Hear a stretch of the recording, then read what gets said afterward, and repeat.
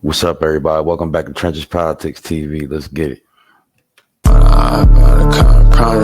Speak up when I about to cut, I promise I'm gonna speak up when I hop about to cut, I promise I'm gonna speak up when I hop about to cut, I promise I'm gonna make a scene. Got lights, cameras, action, but I promise that I won't be seen. She told me that she loved me, but I knew that shit make believe, but this ain't even about it, so let me catch you up to speed. Red target, slaying demons, I'll be quick to put them on that red carpet, TMZ 'em. I could get them taken after one call, Liam Neeson. I was mumbling, now I'm speaking, just can't ask me if I'm able to.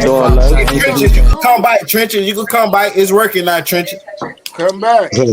I'm Trenches Politics. Shout out to my nigga Trenches Politics. He watched that goddamn show. Trenches Politics, what it do, bro? Hey, Trenches. Trenches, that's my dog. Salute. I like that. Trenches Politics seen me just trying to join his live and he ain't asked me. We're laughing. I see you, Trenches.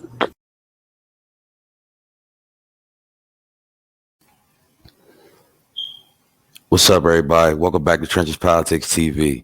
French Montana went on a 3-interview world tour kind of to promote his new mixtape, Mac and Cheese. And I'm pretty much give you a summary of everything that happened. Just make sure after all this is over, y'all hit that like button, comment, subscribe. Tell me what y'all think.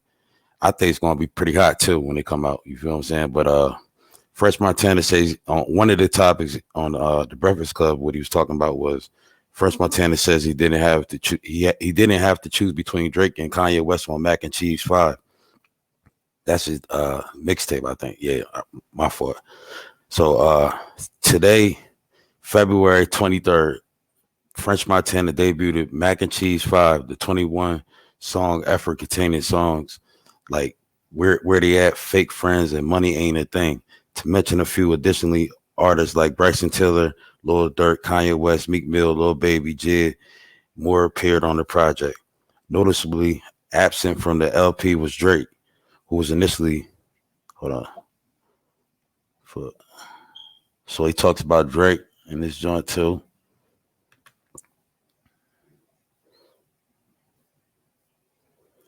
Was Drake, who was initially supposed to be featured on the song called Big Pun. French appeared on the Breakfast Club this morning where he responded to the Charlamagne the God's question about whether he had to choose between the Toronto rapper and Kanye West.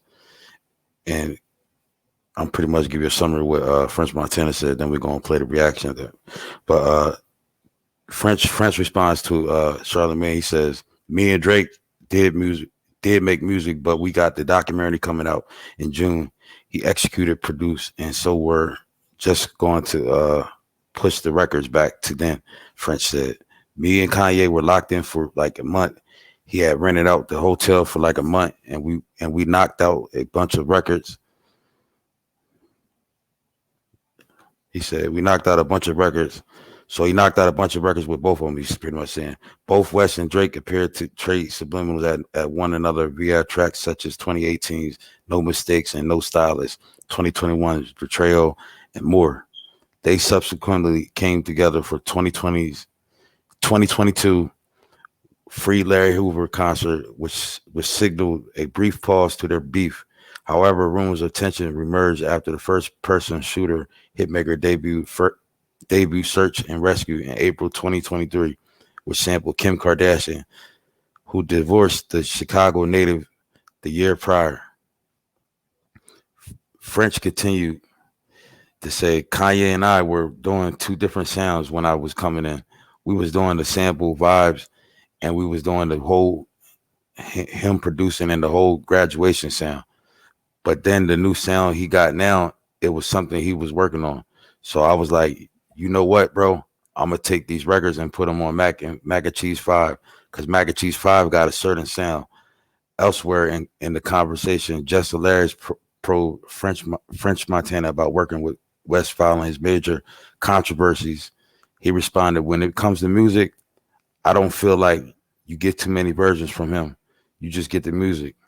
I feel like he's what entertainment is. I mean, I feel like being so unpredictable is entertaining. So pretty much he's saying Kanye West is entertainment, and he's don't got nothing to hide. But he's saying when it comes to him and Kanye West and Drake's relationship, he don't have to choose none. So so like I said, Fresh Montana went on the 3 interview. We're gonna do a reaction to this, and that's pretty much like the big debate what he was talking about on the Breakfast Club. So we're gonna check that out. Then we're gonna check out the one he did with Angela Yee. Then we're gonna do the one he did with Gilly. So you feel me, on $1 million worth of game. So yeah, let's get to it. This is French Montana. And by the way, make sure if y'all support me, y'all go support French Montana at new album, Mac and Cheese 5. Feel what I'm saying? Definitely. Get them likes up and share the video. Let's go.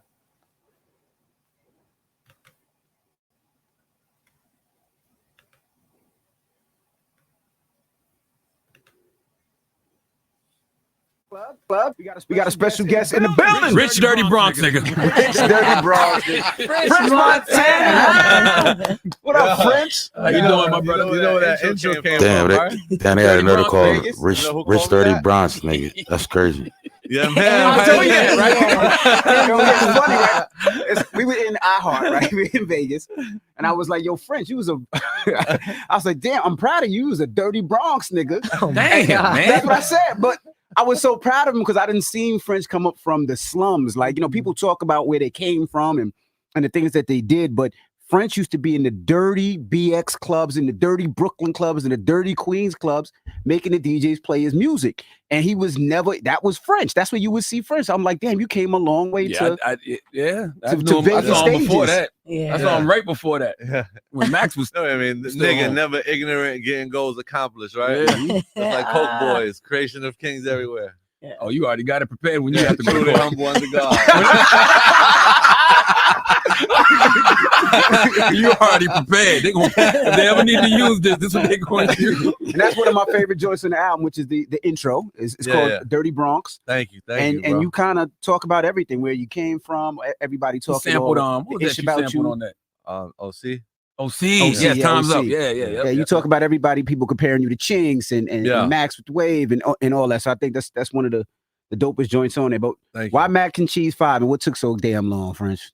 I felt like, I needed to get everything out the way, then go back to the mixtape vibes. I feel like the game, I always try to go where the puck is going, not where the puck is at. You know what I'm saying? So I feel like the game need mixtapes. I feel like we lost a lot of, it's like that feeling is not there no more. It's like albums is dope. Everybody's getting used to it. I feel like the mixtape game, just like I want to hear the Wayne mixtapes. I want to hear Ross, Rich Forever mixtapes. I want to hear, Wiz Khalifa dropped Orange. You know what I'm saying? And I just want to get back to that vibe, and I want to lead the wave with the mixtape. I like how you set the tone with Dirty Bronx. Check it out, gang. Does he have a point there with the mixtape vibes? Is that what the game and the rap industry is missing? Is that what we forgot about? Because I remember back in the 2005 era, 2008 era, that is what everybody was hyped for. Like now, everybody running to Instagram just to get information or to find out the latest thing. What about waiting for that new G Unit album to drop, or that new Wayne album to drop? Like what was he? I think he had the drought. He had a drought on that. Yeah, y'all know what I'm talking about. When Wayne had that drought season mixtape, and we couldn't go get it. We had to wait for it to drop for us to get it. We couldn't just hack no computer and see it ahead of time and leak it or none shit like that. You know what I'm saying? But yeah, he do have a point. That is probably, my opinion, I feel like the game is missing the mixtape era again. I feel like we need it back. So, you know what I mean? What y'all think? Let me know in the comments. Let's go. Why did you feel the need to confront like all the negativity that's been directed towards you? Because I wanted to get that out the way so we can focus on the music. You know what I'm saying? It's like I learned from Eminem, the tactics he used. I learned from, Jay when he did 444, and I learned from, I'm like a student of the game. So it's like, this is me interviewing myself on my own album, just in case, because you got your fans, but then you also got your haters that listen to your music. So the haters gonna hear themselves in there, and your fans gonna be right there, like I told you. So it's like that's the kind of vibe I was going with, Why end it on 5? 5? Because we do need more mixtapes. Why are you ending it on 5? Man, because I just wanted to give it my all and just leave it right there. Yeah, and just start something new. But you never know. Jay-Z made the Black album and he backed out of it. Then, so it's like you never know. Oh, so this is a retirement album? I just thought this was the end of the series. No, just the end of the series. Okay. The mixtape series. What do you do to make all your money, French? Me? Yeah. Man, I just hustle. I've been hustling for a long time. I mean, we know you ain't listen to Dirty Bronx, how many albums he sold, how many records he sold. By the way, that was the beauty of Dirty Bronx, because you put a lot of things in perspective. I think I had knew that you was the most streamed African-born artist. Yeah. But I didn't know you had sold that many records. Yeah, I mean, 100 million? No. Yeah, like 100 million between mines and all the features that I was doing. Yeah. I mean, you figure like Unforgettable alone is like 13 million. Mm-hmm. So that's just like, oh my God, that's like by itself. So, besides, I mean, man, I've been on some big record. My catalog is crazy. Yeah. But you say on the album, you say people think it's just your features. Yeah. But you the main feature. Yeah, because you know, you still look at the All the Way Ups, and you look at like, you know what I'm saying, like the Loyal with Chris Brown and all those, like, you know, I was part of some big features. And you know, like the catalog is big. And I still ain't selling it yet. I'm thinking about selling it and just buying like this building across the street from me. Right. How much you think your catalog worth? I don't know. Honestly, I ain't even get there. But I always felt like, you know, if somebody's trying to buy something from you, then guess, you know, then how much money they gonna make? Ain't nobody buying nothing to take a loss. Yeah. So, you know, I always looked at it like that. At one time, well, if you know French, you know when French goes out and he knows you, he's going to invite you to his party, right? That's who French is as a person. Like if y'all smoking together, y'all drinking, he's going to take care of you, going to make sure you're good. Then there was one time where you just stopped, right? Because you said you had to get back healthy. Yeah, you stopped drinking, you stopped smoking. Are you still in that phase and no more drinking or smoking? Or Yeah, definitely, man. You know, when you sit across from like a billionaire or something, you know, as soon as you take that sip of liquor or take that puff of weed, like you're already richer than him. You know what I'm saying? So I had to focus up. We lost a lot of money, made a lot of bad business deals. We, you know, might have overslept and lost a bag, might have did this, might have did that, you know, and I got a chance to make some generational wealth and change generations down, you know what I'm saying? So I was like, you know, let me just focus up and not leave no bags on the table. will you ever fearful? I know a lot of artists say that sometimes they feel like that drug or that alcohol puts them in the right zone. Will you ever fearful like, damn, if I don't drink like I used to, or I don't smoke, that I might not be in the same zone as I was in making Pop That, or You Ain't Worried About Nothing, or, you know, some of those other records? Man, I've been popping perks for like 10 years. You know what I'm saying? Oxys, perks, drinking this 20 years. It got to the point where I wasn't getting drunk or high anymore. Right. Like now I'm higher than I was when I was taking the drugs. It's just like my body just like. A lot of people was debating about that today too, y'all. So I'm gonna read to y'all what they were saying on Instagram. But does he have a point right there? He like the question he asked him. He pretty much was asking him, can he still be able to produce his albums or rap the way he rapped when he was high, whatever? And French Montana, I think he gave a good answer, because he said it was in his passion. If it was, he pretty much saying if you wanted to rap or freestyle from the gate, it's already going to be in your passion, so it shouldn't rely up to no drug or no shit like that. But I'm gonna read to y'all what the comments was talking about. Let's see. Y'all tell me what y'all think, man. You say on the album, it's like your second home, man. Hold on. Before y'all.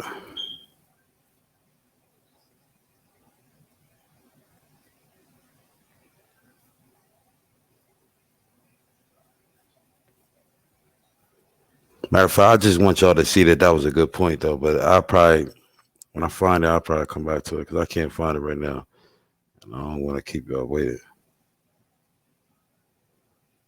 So what happened with Drake on the album? Because I know you and Drake making it.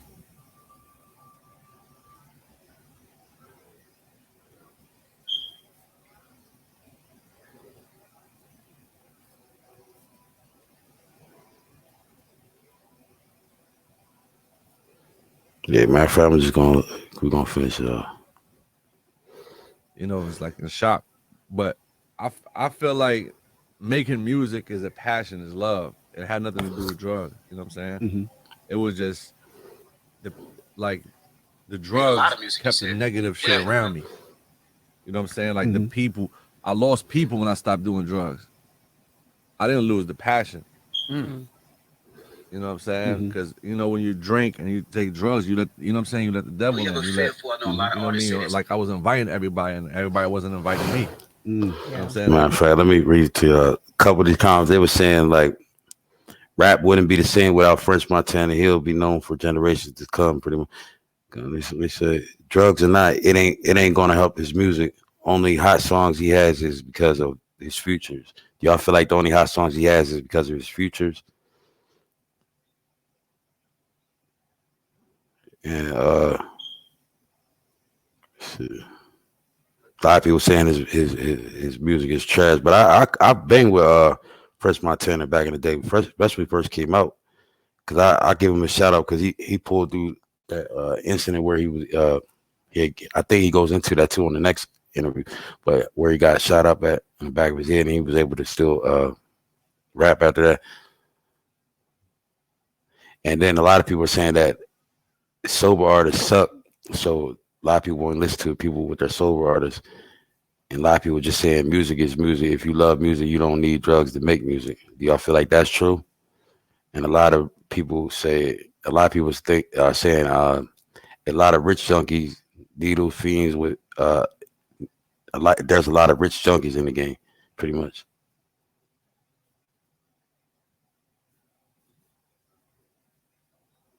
Then a lot of people saying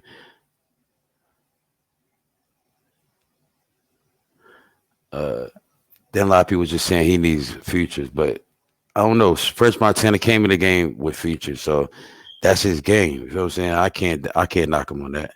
Let's go. Everybody, you know, everybody had motives, and some of them had the negative. I mean, I don't mind helping people that have motives. You know what I'm saying? That's how we get our blessings. But there's people that have motives, that have negative motives towards you. I help anybody that have a positive motive towards me. So I feel like I was letting the negative and the positive, and that's why things started happening and this and that. Yeah. What about your passion for sleeping with rappers' wives? That's inviting the devil in too, French. Huh? Come on, you say on the album you fucked a lot of rappers' wives. Yes, we heard. Yeah, come on. And that's crazy. You was the number one sniper. Say hi like a nigga that heard you. But that's where Han came from.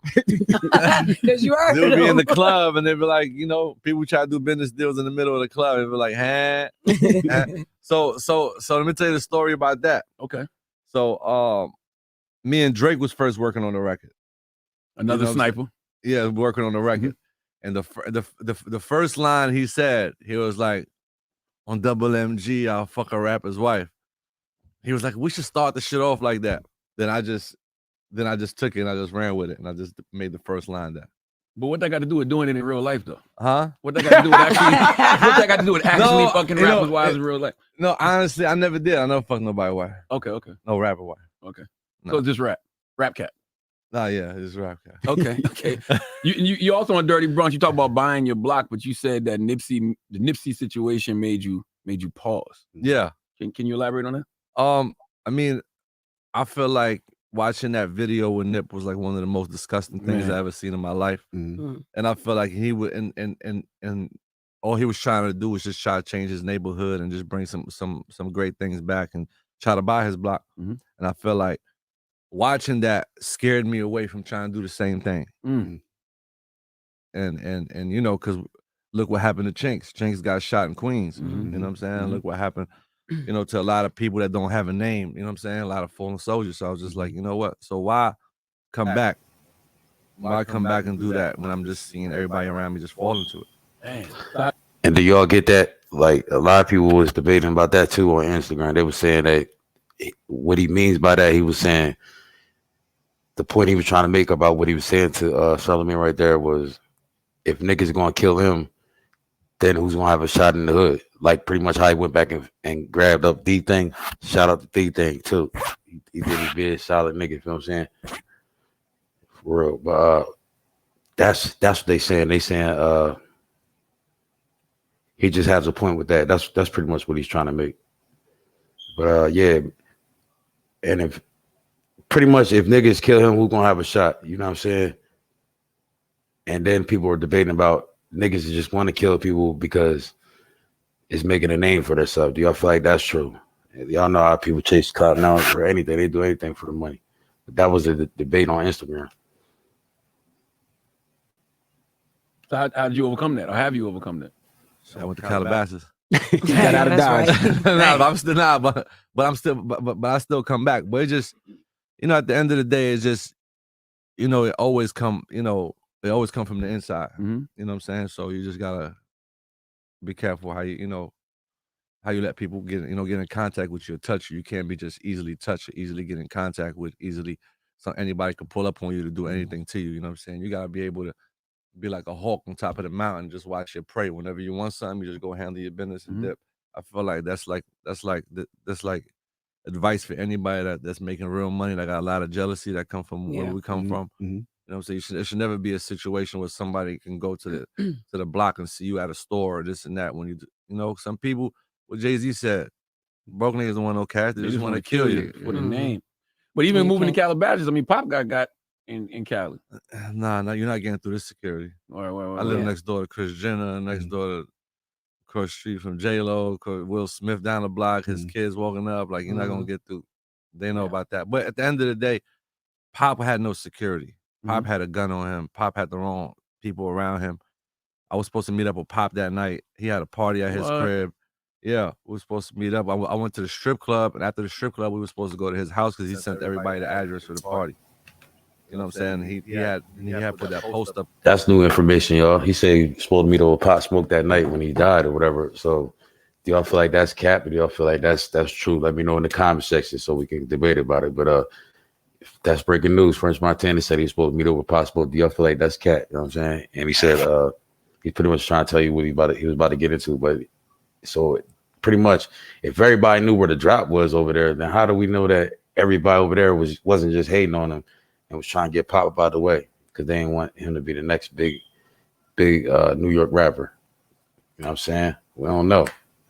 Make sure y'all get them likes up too.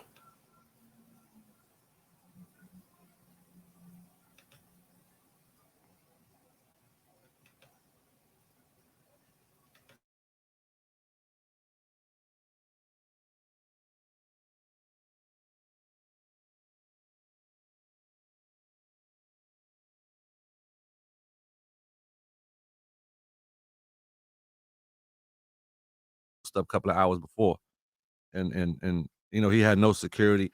And even when I first went to LA, when you go to the hills, it's like they don't have no gated communities. It's just like the fences, like the size of your hip, and you just jump right over them. So he was supposed to have a party that night. That night he was supposed to have a party. Wow. Oh, so that's why people had the Addy. It wasn't just that. No, everybody was saying it was a post on Instagram. Yeah, he was sending Addies to us. Same thing I said, y'all. Listen to it. Got you. Everybody had the Addy, right? The Mary something we didn't know. Package that was sent to him. Yikes! Yeah, that's it. I got that right. So what happened with Drake on that album? Because I know you and Drake made a lot of music. You said what happened on this project? Yeah, we did. But we got the documentary coming out in June, and he executive produced it. So we're just gonna push the records back to that. Did he have to choose? Because it felt like, and I'm just listening to Mac and Cheese. In a way, it felt like I'm like, did Kanye EP this, or is he just on a few records? No, I mean, me and Kanye was locked in for like a month. Okay, he had rented out the hotel for like a month, and we knocked out a bunch of records. And the sound we was doing like two different sounds. When I was coming in, we was doing the sample vibes, and we was doing that whole like. Him producing and like the whole graduation sound. But then the new sound he got now, it was something that he was working on. So I was like, you know what, bro, I'm gonna just take these records and I'm gonna just put them on Mac and Cheese 5 because Mac and Cheese 5 got a certain sound. Even Bryson Tiller, he sent me like this Afro beat vibe. And I was like, yo, bro, send me that grimy one. He sent me one. So it was just like a certain sound we was going for Mac and Cheese 5. What was it like working with today's version of Kanye? Man, I mean, when it comes to music, I don't feel like you get too many versions from him. You just get the music. Same Yeah, I don't feel like you get too many versions from him. I feel like he's what entertainment is. I feel like being so unpredictable is entertaining. You know what I'm saying? Not when that shit costs you billions of dollars. Yeah, we spoke about it on the song too. Like, I mean, but man, he said I lost 8 billion to get the chains off my neck. Only to try to put them back on? Only to apologize and say I'll give y'all 20%. Like, come on, man, cut it out. Man, I ain't gonna lie, Kanye's on Mac and Cheese 5. He's on there a few times. The joint with West Side Gun is hard. That's hard. Yeah, that's very hard. That's Very hard. hard. You also spoke on the Dirty Bronx record about how New York DJs never used to play your music and you had to go down south to get your recognition. I talk about that like all that, the time. but yeah, that's exactly what he said. That's exactly what he said. I had to go down there to get popping, chop him down. Because y'all wasn't playing his music. I always support By the way, if you think about the last few people from New York that became big time, New York wasn't really supporting them like that in the beginning. Nah. Nicki, not French. Nicki, not the ASAP Mob, No. ASAP Not Rocky, A$AP, them, not not French. you. Nah. I don't even know. Maybe Cardi because it was a little. They supported Cardi. Yeah, they supported Cardi. Yeah. I mean, they supported Cardi after they saw so many artists make it without them. They was like, That's you right. know what? We got to pick a side right now. 50 is another one. Yeah. Yep. Hell yeah. Why is that, Envy? Why don't New York DJs? Why weren't y'all supporting y'all own? Don't Not say y'all. y'all. I Hey, supported yo, Fifth. I not supported y'all. French. I supported all of them. Yeah, I had like the whole Cocaine City era. Mm-hmm. Then I had my whole Max B era. Mm-hmm.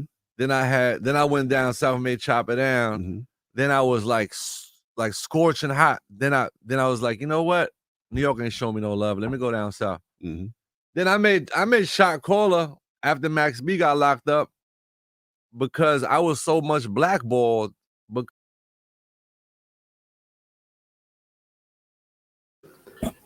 And let me just point something out to everybody too. That's a fact too, y'all. Shout out to French Montana. He's gave y'all some gems. He dropped some jewels. Like if your shit ain't working out where you at locally, travel around and get some motion, and you're gonna find somewhere else that's gonna be popping and that's gonna give you some play. You feel what I'm saying? So shout out to French Montana for doing that. I remember when he did the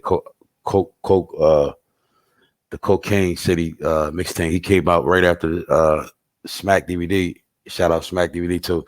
He came out right after the Smack DVD era, and he pretty much gonna tell y'all how he came up with the idea though. But that was a real smart idea. I appreciate the insight on that. You know what I'm saying?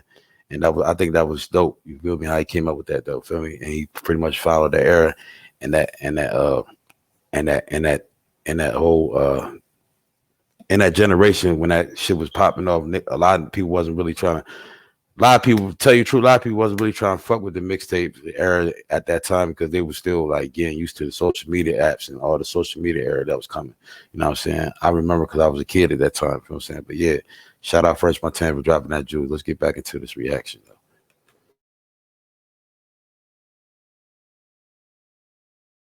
Because everybody turned their back on me because Max B was just tearing everybody ass up. Yep.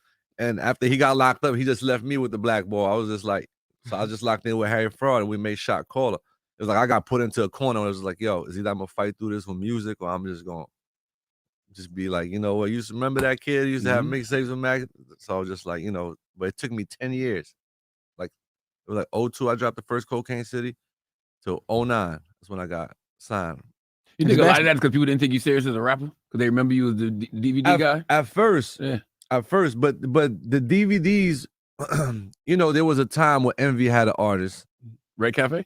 Red Cafe. Yep. It was a time with Clue had Fab. It was a time where K-Slay had Pab. K-Slay had Pab. Green Land had Uncle Murder. Yeah, Coca Noodles. So nobody was letting nobody rap. Mm-hmm. So this one guy named Smack came out with the most brilliant idea ever, bringing all the rappers, and he was putting Shay Davis on it. Yep. I was like, yo, I know all the drug dealers. I know all the rappers. Let me make Cocaine City DVD. And I'm put myself in the middle, how you put Shay Davis. People didn't know I was the one making Cocaine City DVD. People thought it was somebody else making it, and they was putting me in it. So by the time the 5th volume came, Akon called to sign me. You know what I'm saying? Because they didn't even know I was the DVD guy with this and that. So, but the whole object the whole time was for me to be a rap star. You know what I'm saying? So I was making the money. We would make Cocaine City DVD, we would make 30,000 copies, $5 a piece. You'll make about $250,000 to $500,000.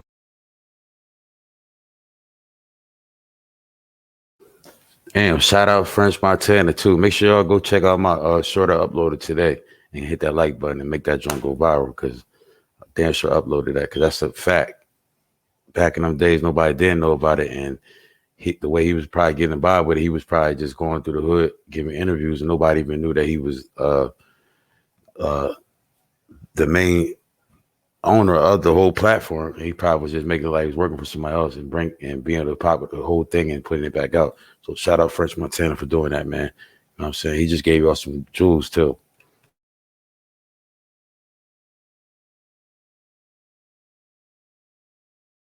And promoting myself. Wow.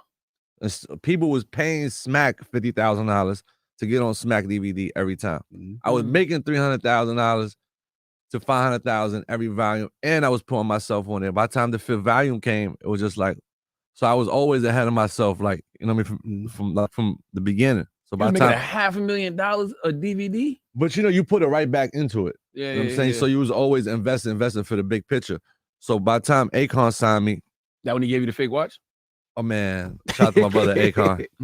The second watch was fake too. The second one was both of them was fake. Damn. I ain't gonna do that. Damn. Shout out to Akon. But we had a shopping deal. Then after that, the shopping deal didn't work because he had Lady Gaga and this and that. Whatever didn't work. But I appreciate Akon just for the opportunity. Then after that, that's when I got with Max B and this and that. But that's what it was. But how's Max doing? Is because I know there was rumors that he was coming out last year. Yeah, he just put "Coming Home" on his page, so we all waiting. We all waiting. How do you introduce Max B back to this era of hip hop? He is this era of hip hop. He is one of the most viral. Max B, like the wave guy, like he's a Silver Surfer. He like, remember back then he was viral off YouTube. We would just sit there and watch YouTube and just go ham. So it's like it's the same thing. It's just YouTube in the app. I wonder, do you feel like you didn't take the DVD thing to the next level? Because I feel like the next step would have been a website for y'all. Yeah, you know what I mean. Yeah, like, but I feel like that wasn't my passion. You know what I'm saying? You always follow your passion. If that was my passion to make DVDs, I would have been the biggest DVD, biggest blogger, biggest this. But my passion when I first got it, it was for me to rap. You know what I'm saying? So I went through them 10 volumes of me like sacrificing and going to meet up with people and having somebody interview them and doing all that. I don't want to do that shit just to put myself in the middle, but I had to sacrifice. I had to give people what they know until they knew me. And once they did that, I was like, okay, cool. Now let's take over this rap thing. I ain't gotta call nobody no more, just make music. All right. That was the passion. How instrumental was Gucci Mane in your career? When I went to down south, with Dev, I used to see Gucci like once in a while. Like he would pop up to Deb and this and that. But every time I seen him, it was always love. And he came to my video shoot. Matter of fact, when I shot Chop It Down, he just showed up to the video shoot and he came and it was a vibe. I wanted to know when how's Diddy? Have you spoke to Diddy? How's Diddy doing? Because I know you assigned to Diddy at one time. Yeah, I spoke to him in New Year's. I spoke to him in New Year's, checked on him. He's doing great. For sure. You embrace a lot of young artists from the Bronx too. Like you got a few of them on this project. Yeah. Shout out to D Thing, shout out to Kenzo. She in the back. They both from the Bronx. I got 41. They're from Brooklyn. 41, yeah. Yeah, they on the album. 41. Jen Carter too. Yeah, Jen Carter. Yeah, they're from Brooklyn. Yeah. All right. What makes you want to embrace the young generation like that? Man, I always looked at myself like the bridge when it comes to the music game. I felt like I could always tap in with the Kanye's, you know what I'm saying, the J's or whatever it is, and still tap back in with the Pop Smokes, the Schmurders, and do this and that. I felt like I was always like the bridge in between. You know? There you go. Talk about the Bronx right there. They go get that. Did they search y'all? Come on, grab a seat. Come on. Get them some chairs. Who is that? Who is this? It's D Thing. Oh, okay. Now you just signed him recently, right? Yeah, with 10K. They signed the 10K. Oh, okay, with Coke Boy 10K. Coke Boy 10K, Gumbo. How hard is it to Luca in the back? How hard is it to break an artist nowadays? Man, I think the artist just gotta want it. You know what I'm saying? I think there's no certain structure or menu to it. I feel like you just can't have no plan B. You just gotta want it. You just gotta go all out for it. What's the expectation though? Like, what do you like? What's the expectation for a rapper in 2024? Well, I think there is none. There's so many. I think there is none. There's so many ways. Yeah, I don't feel like you could. With social media, I don't feel like there is none. I feel like I mean, you just gotta have that character. You know. You had those big brother conversations though, like because I know that whether it's recording and spending or being on time and all the stuff that you fucked up with. Do you have those big brother conversations? Like, let me walk you down. Yeah, I saw him in the studio. I'm like, yo, bro, there's no other place you should be at outside of this studio. Like that room right there, them 4 walls, that's your bank. That's your vote. Anywhere out of that room, you're no good to nobody. You know what I'm saying? He just came home from jail. So like you out of that room, you're no good. Cause you're liable to get in trouble, you're liable to get caught up with the wrong things, you're liable to be around the wrong things. So I just feel like that room right there, you know what I mean? Like you just gotta make as much music as you can. Because you never know. You never know when you're gonna make that one record that's gonna change your life forever. And how do you deal with the artists now? Because you've seen everything. I mean, you didn't see shootouts, you didn't see death, you didn't see so much because you've been there. Yeah. But you also do know part of your music is being there. Yeah. And being able to write that and rap that and all that, No, I'm saying you're gonna do that, but sometimes you get caught up too much in that. Right. You know what I'm saying? Especially if you come home from jail, you want to live the life, you want to do this, do that. I mean, it's just when things happen to people they never expected to happen, that's why it happened. Yeah. When things happen to people you never expected it to happen, that's why it happened. Chinks would have never went to that hookah spot 4 a.m. in the morning, in the morning by himself. If he, you know what I'm saying? No, he has security. He has security? Yeah, he has security with him and everything. Well, he got shot. It was in the car, so I mean, yeah, he got shot 6 times in the car. Yeah, he has security with him and everything. It was 4 a.m, leaving the hookah spot, going chasing the joint on the side of a road. It's like, you know what I mean? Like he didn't expect that to happen. That's what I'm saying. Like So what's up when you think about all of the violence that you've seen? Were you afraid to sign drill rappers? Hell no. We was drill before drill. Yeah. We was the original drill. Grab a chair. Where the chair's at? Come on, get a chair for D thing. Yeah, bro. Because everybody was saying, like, there was a period it felt like labels were about to back we away were from drill music before drill music. Me and Max B, we had beef with the whole New York. Yeah. So you don't think drill is a sound? It's just a lifestyle. A lifestyle, Chicago, energy. Yeah, Chicago is like that. So what is drill, D thing? What is drill right now?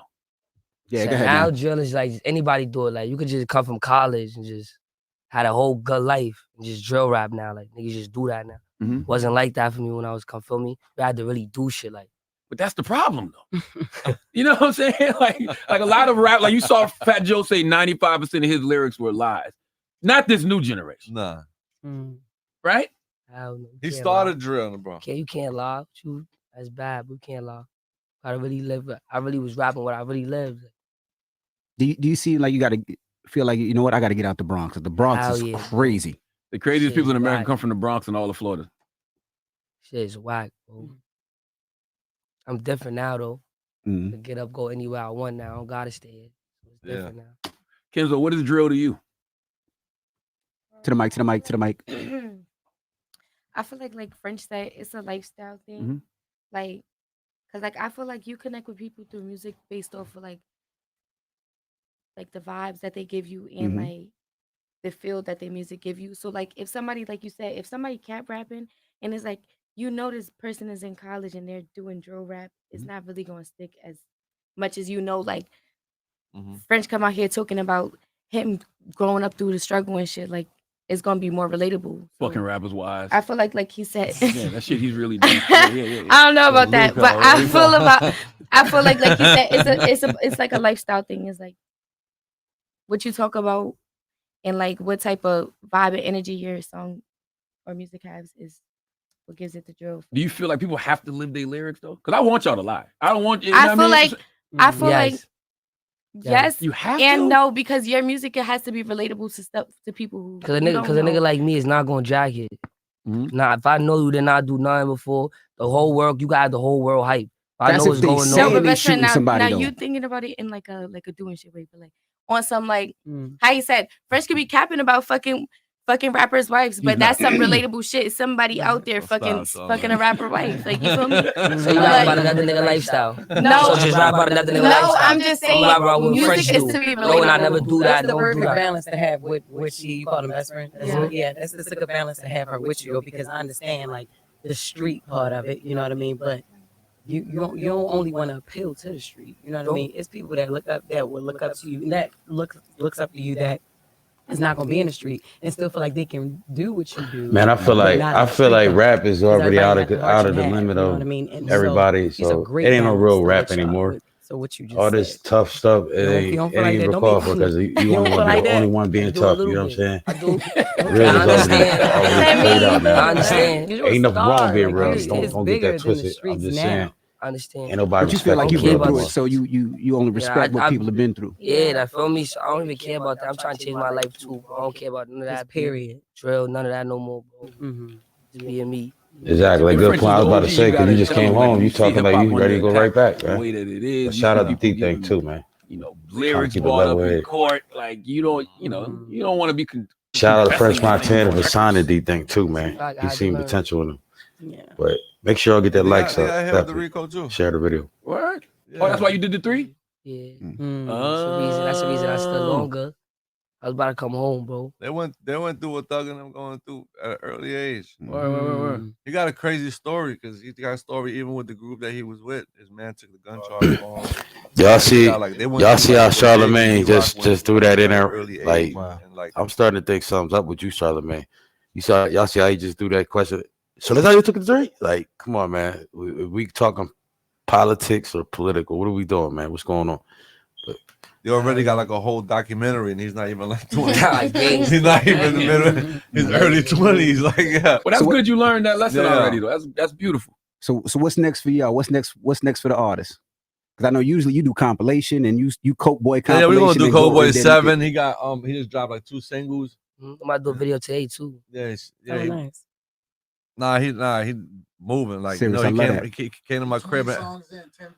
Love it. Yeah, came to my crib in LA. I go to sleep. I wake up 8 a.m. I hear all this noise. I'm like, yo, what's happening? Like, y'all just called the camera guy. We shooting the video. I'm like, yo, bro, it's 8 a.m. French is still one of those guys that call me at 6 o'clock in the morning about records and your records and your records. Every couple of weeks, 3 weeks, 4 weeks, French is gonna hit me. And they always say, "Did your number change?" I'm like, "No, nigga, my number ain't changed." He always send me the record. Yeah, French is on it, man. How old are you? 18. Oh yeah, 19. Oh, y'all babies. Yes. Y'all they babies. doing That's it, right. but they doing it. Where you shooting your video at? Ain't gonna lie, this song right here is like I had to bring them back like to the old me a little bit. Cause the way I've been rapping a little bit, I've been trying to change it up. People want some like, nah, we need the old D thing back. Like I like we don't know if he still got it. Like we don't know if he the same. Like he changed. And I just hit him. Just go crazy one more time to go some freestyle shit. I went crazy on that song. No, they gonna jack that. Like nah, he really back. We'll do that like on the block. Okay. Everybody come outside. Do it on the block. Make everybody wear all black Dickies. I think they say that about everybody though. Yeah. Like, yo, you don't sound like the last record. It's You always. don't sound like that. Not even the last record. Like before I went to jail. Now he not on that demon time no more. Like nah, he changed, bro. Yeah. You evolve with Or then music. you try to give them a new song. They're like, "Oh no, your core fans like we went to old you back." Gangster, bro. I'm like, alright, but I'm gonna give it to them. They can't say none after this one. Yeah. After this one, they gonna say like, nah, he's just. But then different. look, if you gonna drop a couple of songs and then they gonna be like, "We went to old thing back." Again. The one that you just gave him 2 months ago. Yeah, I'm exactly. not gonna care no more what they say. Like it's only 2 months later. I'm trying to like evolve and elevate. Well, keep doing that. Keep doing it because that's how you grow your audience. You grow bigger. You appeal to other girls and other guys. You know what I'm saying? Like don't be scared to like try different stuff. Yeah. That's how you've had longevity, right, French? Yeah. Hell yeah. Consistent. Hell I yeah. always say that about French. French sound good on any verse. He could be on a reggae song, a Spanish song, a drill song, Afro song. You try to put me in the box. You try to put me in the box. I took my first chance with Unforgettable. That's my biggest record of my career. Well, let's get it. That was a risk. You thought that was a chance? That sounds like before anybody. When you hear it, that sounds like an undeniable hit. Nah, bro, before anybody was doing that. People from the streets wasn't doing Afro, bro. Like what? I played it for some people. They was like, you better not put that out. It was like, that was before that Afro wave. Yeah, I was like, What year was that? Bro, I was like the first person to do it. Yeah. That's why it's the biggest Afro record to ever come out. Like, and it's the most streamed record to ever come out of New York. Yeah. Out of Jay-Z, out of Nas, out of Nicki, out of Cardi.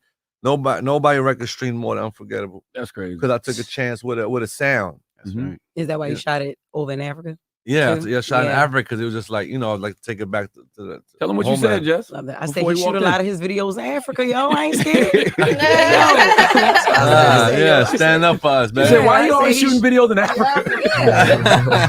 That's what's up. I said I'm gonna ask him why he always shooting Yeah, the videos in sun Africa. skipped me, but Yeah.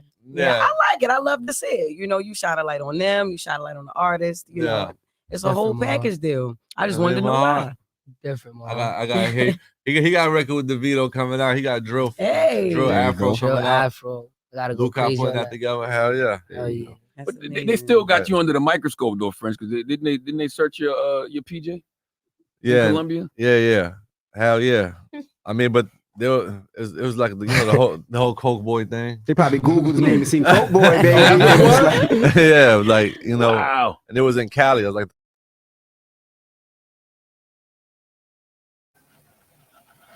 Y'all see what I'm saying? Chill out, Charlamagne, with all the crazy questions. Charlamagne starting to sound like Mikey T for real.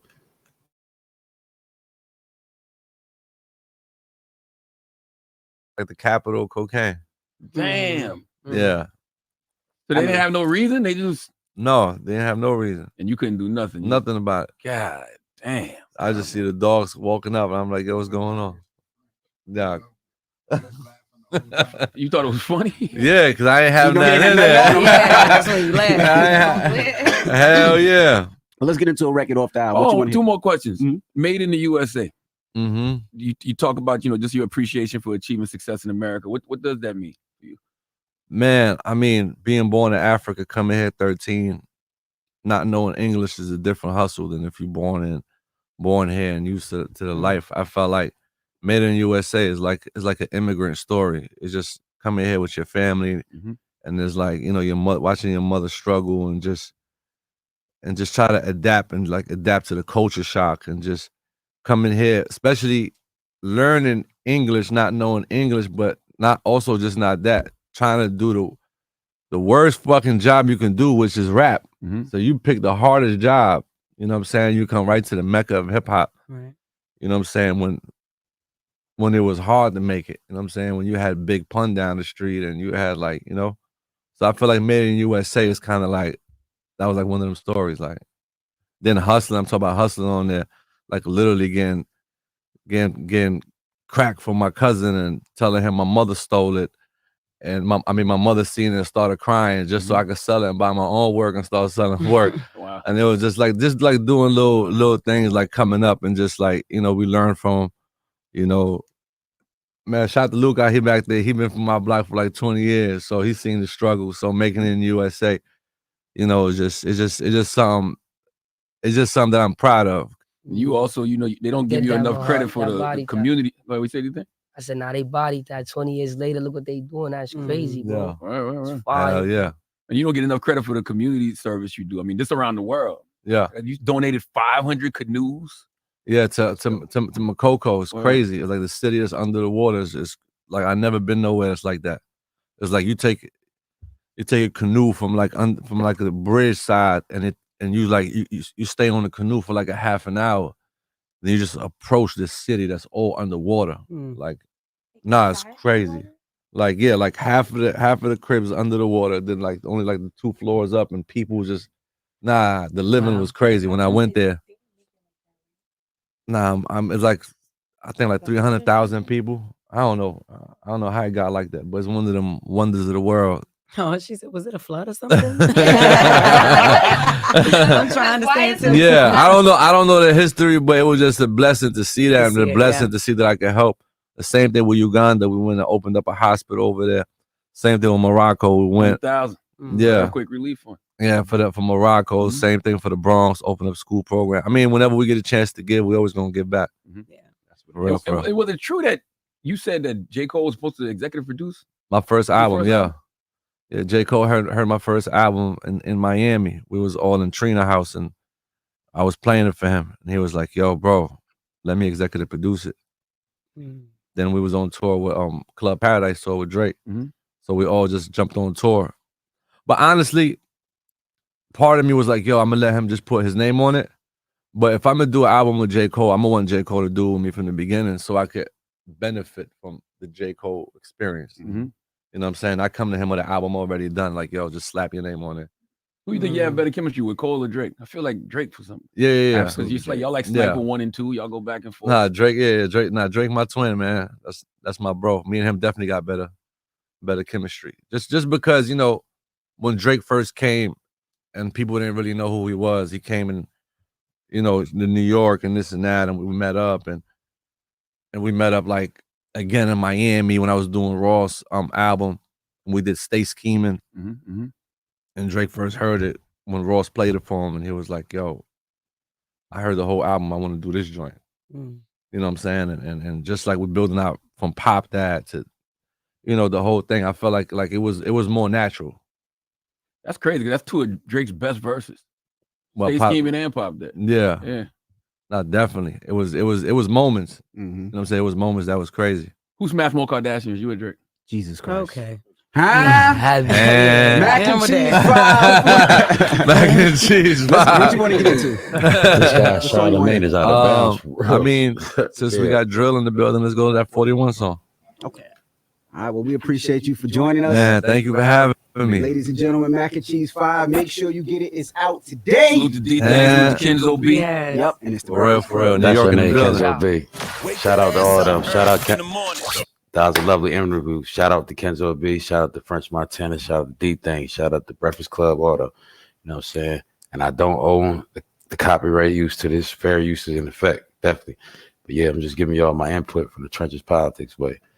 But now we're gonna get into the next one.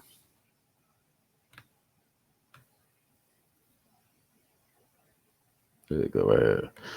On this joint, it has, and I think he went on the Angela Yee show next. And on this joint, Mano pretty much has him touch on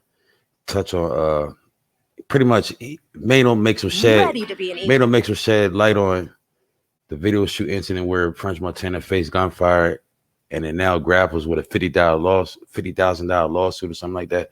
That's what they're saying. So yeah, we'll get into that. TV about to take over though. And this is what we're gonna. I want y'all to see this period too. And make sure y'all tap in on my live, because when I come back live, I'm gonna be reacting to BMF and I'm gonna be reacting to the new Power with Tariq Ghost. Just took a little break. So everybody that really there for me, y'all see I'm still dropping the uploads. Make sure y'all tap in.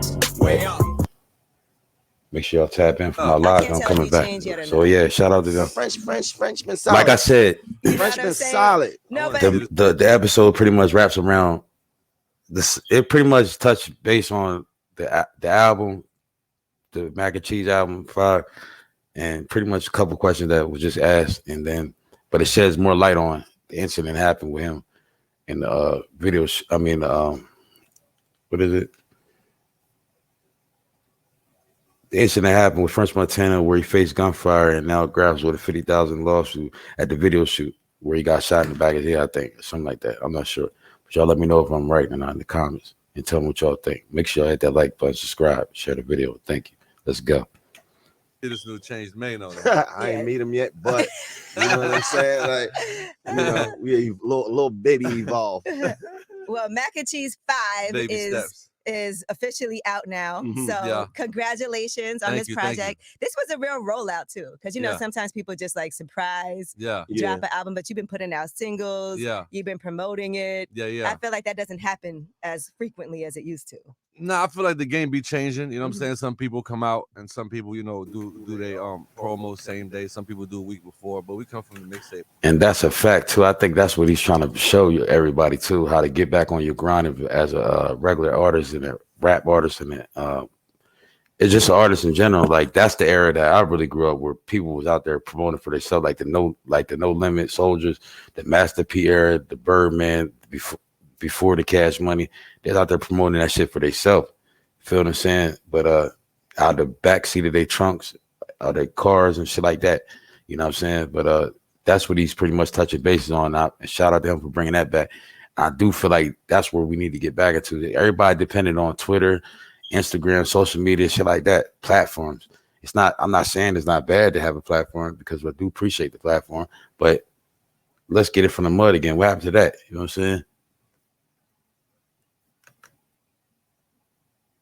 Tape era. Mm-hmm. Like you got, every chance you get, you got to promote. That's right. That's right. You know what I'm saying? For real. You've been consistent, bro. Thank you, man. You've been consistent for years. Thank you. Let me ask you though, do you feel like people give you credit for that?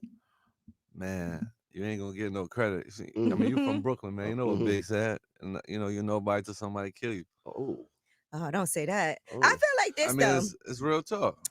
Like even the way that you start the album off, Dirty Bronx. Yeah. And I know exactly where that. Yeah. That's where I was thinking about. Has French like evolved like Numeno has? Because it feels like a lot of stuff that you're addressing on that is what people have said about you. Yeah. And it's not true, but it's kind of like you argue. It's no point in even arguing it, right? You got to just show and tell. Yeah, I just feel like we learn how to move in certain rooms. I feel like, it depends. We just evolve on learning how to move in different rooms. That's all that happens. Right. You know what I'm saying? Right. Because even just thinking about your journey, like you put out that documentary for Khadijah. Because I feel like people it comes don't out in June. Oh, but you had screenings. I had a Tribeca with De Niro. Yeah, we was there with De Niro. Okay, Nate. Okay, man, from the Bronx. New we gotta say De Niro, wherever this. Vin Diesel was there.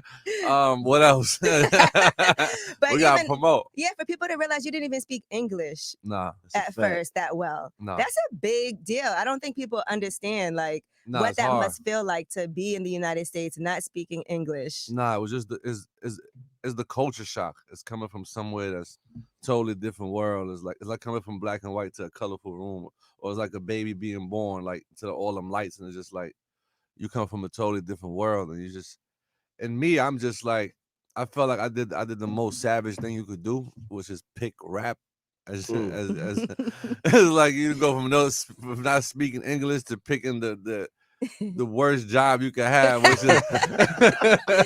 is so I think broken language. Yeah, which is not even real English. That's crazy. You gotta learn English to learn that's crazy rap. though, because I said that to you at the screen, and I was like, when I watched it, and then I mean, because I know you for years, we know each other for years, for sure, right?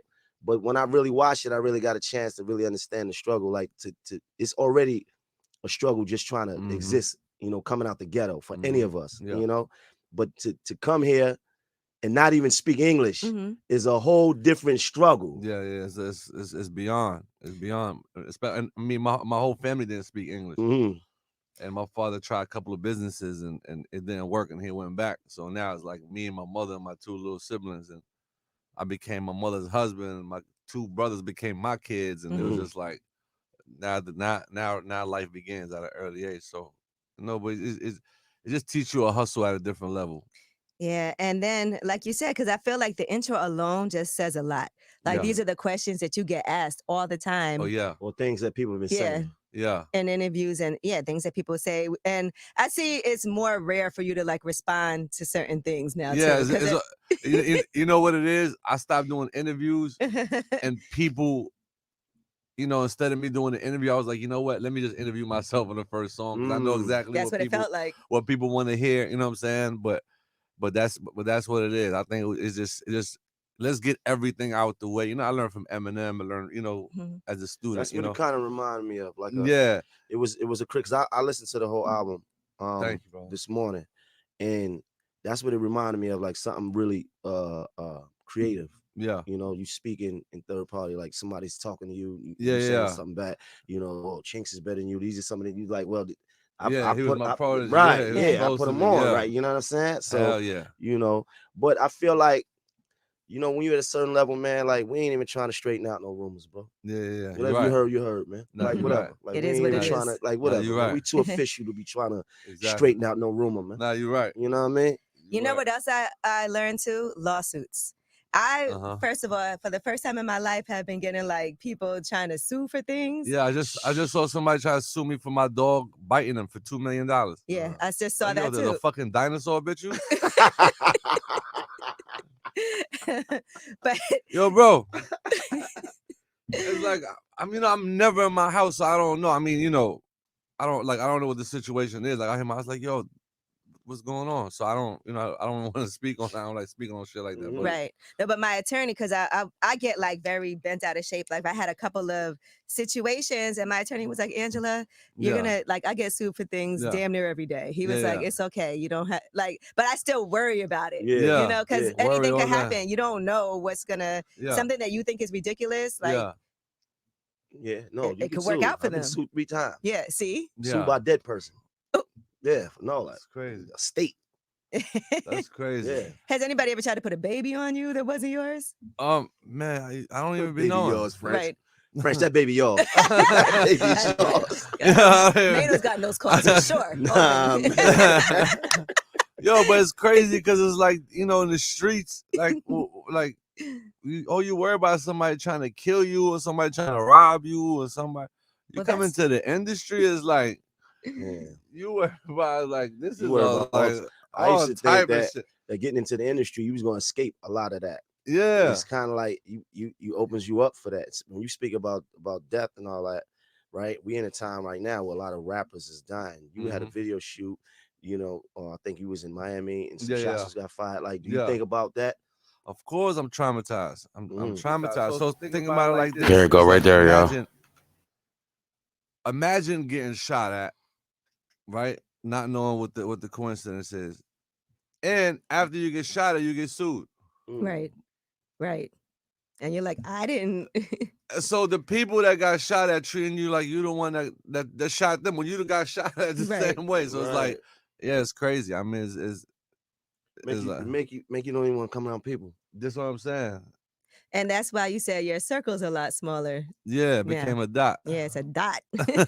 No, you have to though. My circle. When you get on, you know, you got the 20, 40 people from the block because everybody with you. When you first start, the wave is everybody with you, but then it might start to mess up the business a little bit. And after a while, that 20, 30 turn into 10, and 10 turn into 5. Yeah, and that 5 turn into you. Yeah. I know a rapper. I'm not gonna say his name. I met him. I was like, "Where you going?" I'm going to my show. Dolo. No, I know. No, listen. We're gonna talk about it off air. There's a few niggas that's out there running around with nobody. Like, hold up, it just be you. Like, Listen, and I'm my own manager. I'm all dressed up because I gotta go somewhere today. I'm going by myself. This is like what I'm they hit saying, me, like- they were like, "Who else is coming with you?" I was like, nobody. I'm just Yeah. coming by myself to this luncheon. No, it's But, crazy. yeah. I'm like, "Yo, bro, where you going?" Like my Sometimes show, I'm like, it's nobody. No DJ. He's not trying to bust that. He's not trying to bust that bag down. Like, it's all me. For real. He ahead of the game. I'm not mad at that. I also sell because we watch your real estate too. So you put your house on the market for a nice markup. Did the house sell yet? Nah. Yeah, I mean, They I got just put that it up mansion there. tax Yeah. in Cali right now too. Yeah, and I ain't selling that. Somebody just put some money to the mansion across the street, and it's selling for $40 million.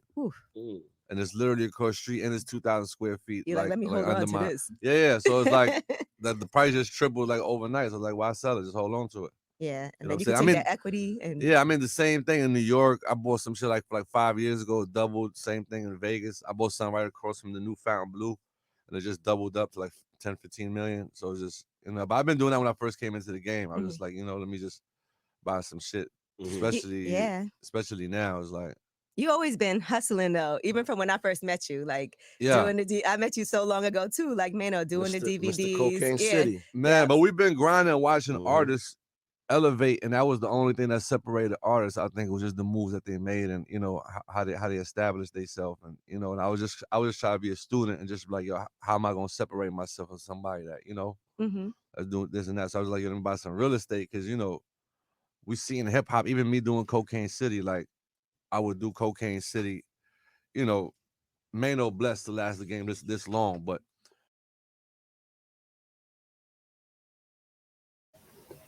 And that's a fact, y'all.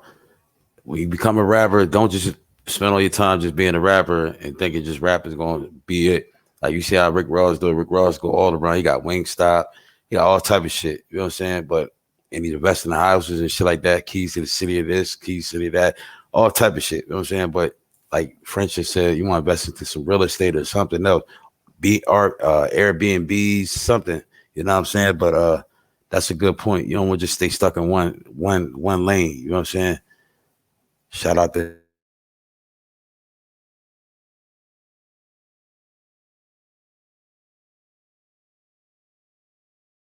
we used to do Cocaine City. It would pick up an artist one year. By the time we dropped volume 2 or volume 3, it was out of here. Out of here. So it's like out of the 30 artists we put on one DVD, you put on the next volume, only 3 of those artists still relevant. Damn. We've been seeing it. And this is what I'm saying. Like you know, forget all the talk and the naysayers at the end of the day. And I'm speaking this from and I mean this, you've been one of the few consistent coming from the city. And a lot of people say, oh, New York, really, we ain't got it. Yeah. But you one of the few. It's been a few of us to go national. You too, hell yeah. You know what I'm saying? And to stay in that place. And you work with a lot of people. A lot of people. Thank you, bro. Even like in the song, I'm gonna go back to this again though. You said people tell you too light skinned to be from Africa. Yeah. And it's so like you're literally born. Yeah, I'm literally there. born Everybody's there. now going to different parts of Africa and coming back. Like I was here. But it's like you're really from, and you've really been doing this work and also like giving back, which I think is important because there's a lot of people that travel places and want to come back and talk about it, but what are they actually doing? That's what I'm saying. I mean, Africa is a place I feel like people always been taken from. No, just and people barely go back and give back, and so every chance I get, I try to highlight. You know what I'm saying? Like the motherland. That's where most of the talent come from. I feel like it's going back over there. Yeah, it's gonna go back. You know, just a matter of time. But in no way should only be a handful of artists that's known from Africa as a continent. I feel like it definitely should be. I mean, they're killing it right now. But like we heard, you are the most streamed African-born artist ever. So that's a huge, and people don't even have understand. As much as people could try to say whatever, you always have hit songs, right? And then most streamed African-born artist ever. And like you said, you've done songs with Kanye, Nas, and Hove. Yes. Not a lot of people could say that. Nah. You know? I mean, I'm just happy to still love what I do. You know, I feel like it's the passion that got me beyond and above whatever obstacles or whatever people say, whatever. I wake up when I'm trying to get away from the music, I end up doing the music. Can't help it. You know what I'm saying? You ever try to get a feature that you didn't get? Like reach out to somebody and they didn't? Like who haven't you worked with? Right. Well, I definitely hit Adele and I didn't get a response. No response. No, I'll fuck with you. I was like, okay. No, honestly, I'm trying to see. All you gotta do is pull up on her in Vegas. Right? Man. Somebody ever And French you will reached pull up. out? You ever reached out to somebody? No, he definitely don't be one. Yeah, French will pull up. Don't Yeah, he know the book of Eli. Trust me, I see that in the spot. Yeah, listen. We didn't listen. You know, my brother know the book of Eli. For real. Listen, no, somebody, you ever reached out to somebody and they was like might have sent them a record or whatever? I remember reaching out to Fab when I was first coming up, and he was like, "Yo, I need $20,000." Space told you he needed 20. He needed a dub. Yeah, he needed a dub. He needed a dub ski. I'm like, yo, damn, Fab. But that was when I was coming up, so I respect it. You know yeah. Y'all weren't like friends or nothing. No, hell no. But we ended up doing a bunch of hit records together. So. Yeah, you can't hold grudges in this business either. Yeah, especially you'll never get anything done. Yeah, my biggest goal is just to work with Max B when he come home. I feel like that's like my last result. That's gonna be insane. By the way, like when he comes home. Yeah. Just to see him run wild, it's crazy. He a movie. And now let's talk about the album because I see, we were talking about earlier. It was supposed to come out in January. Yeah. We saw a different track listing than what we see now. So tell us some things that happened because I see like it did. I never put out that track list. There's a whole artwork and everything. Somebody else did that? Yeah. That's so crazy. AI. Yeah, nah, AI right there. Somebody put out a track list and I was like, I never even said nothing about different. it. Yeah, I never even said all those songs real? Like the Big Pun jump? Yeah, I got a song with Drake called Big Pun. Yep, we do got that one in the tuck. What about the Shout to Drake with Favi in them and Future? Nah, that's not even a song. That's not even a song. Hold Ty on. Dolla $ign, Lil TJ. It's not even a song. Wow. Lil What about the Offset jump? Lil TJ hit me like, yo, we got a song. I'm like, yo, bro, you know damn well me and you and Ty Dolla $ign don't got a song. He was like, nah, I thought you chopped some shit up. I'm like, nah. I would clear that. Nah. That's not a song either? Nah. That's crazy. That's Hell AI. no. That's so funny that somebody put together a whole fake track list. That's wild. Nah, that's what I'm saying. Me, Chris Brown, Capella Gray hit me too. Like, yo, we got a record. I'm like, no, bro.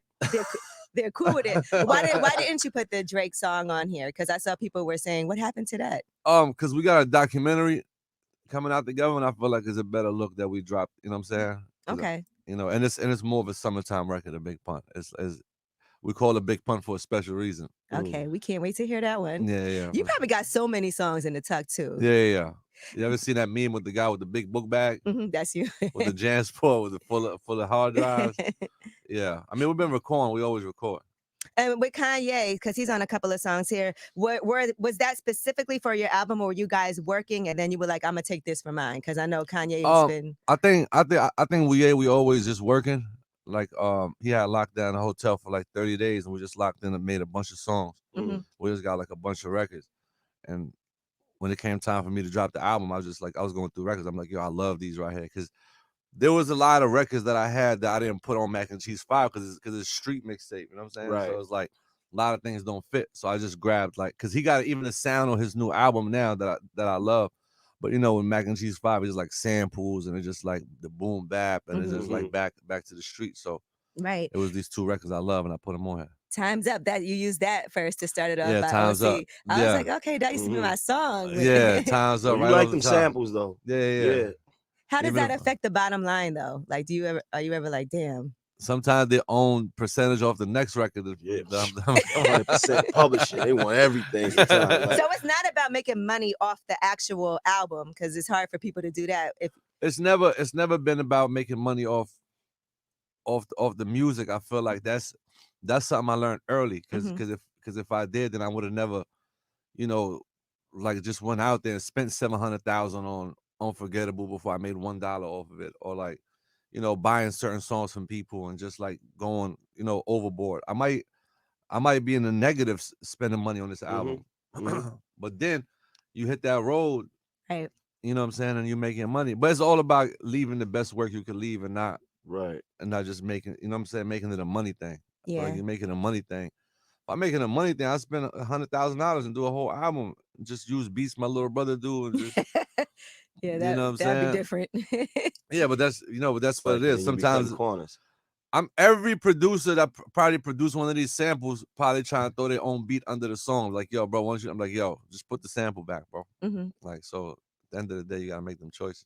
And I think you're in a good space, because I feel like, legacy artists that have been around you work with, but the newer up and coming artists, you're kind of like still in between both of those. I call it the bridge. Right. I'm just like the bridge, You have to be though. Yeah. You too. Yeah, definitely. You Yeah. can't So- not.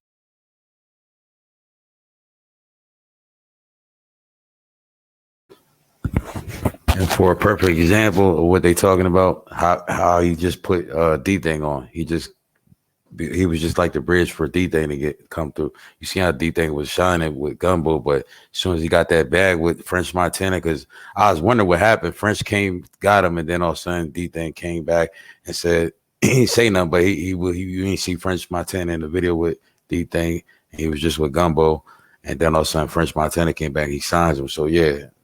That's a perfect example for him being the bridge in between the new generation of rappers.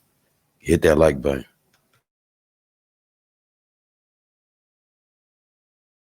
Not like you got to embrace the newer artists. Yeah. You got to do songs with them. Like you see Mano doing songs with Fabio, Yeah. then going to do songs with Puff or do whatever it is. You know what I'm saying?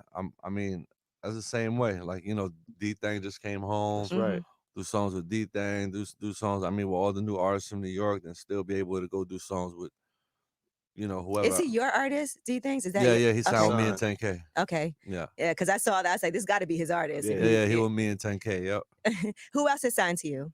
Kenzo B. Oh, wow. Okay. Yeah, I think the end here somewhere.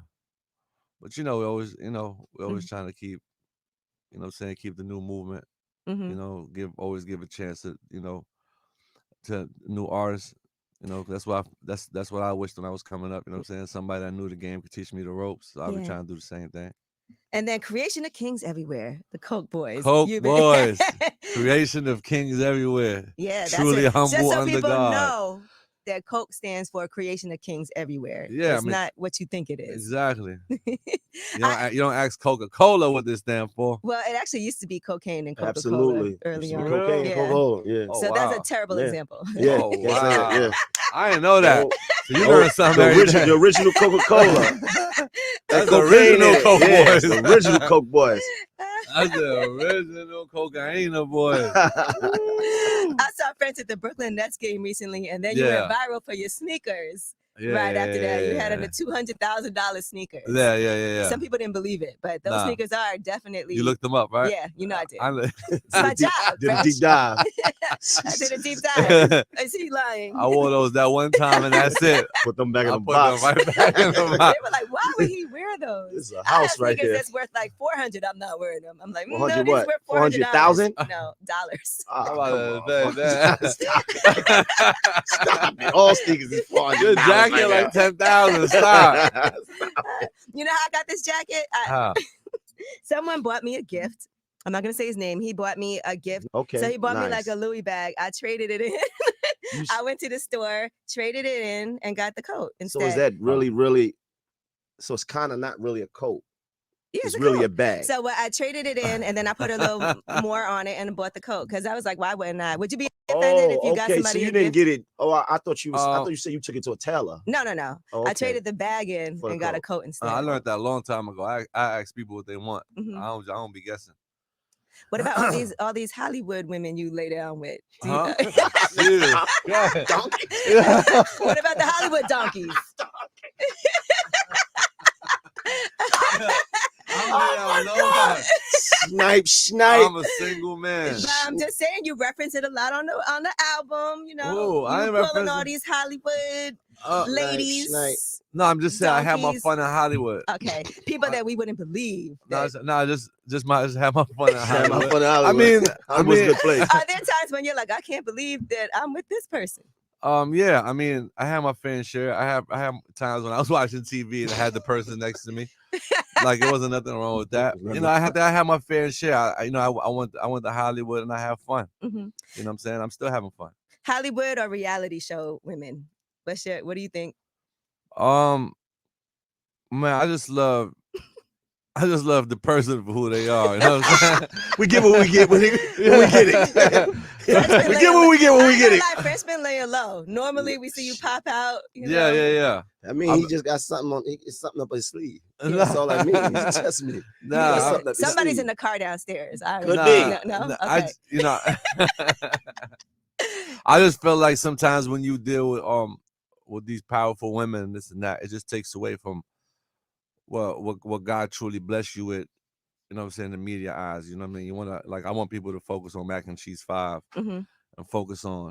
But that's true though. But I mean, sometimes it helps. It helps because we live in a time where the music is not the only thing that we got to sell. We got to sell our image and our, who we are, like our personality. Yeah, I feel like when you look at social media, everybody.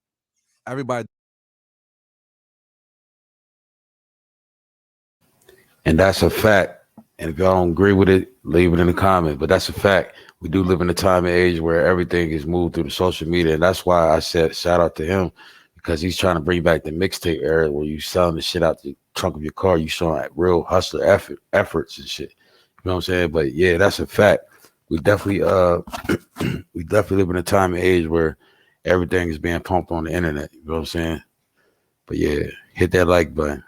Share the video, subscribe to the channel.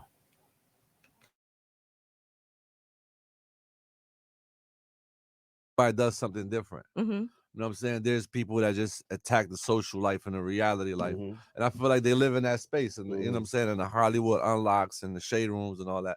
But then you tap into the music side where there's places you go for that.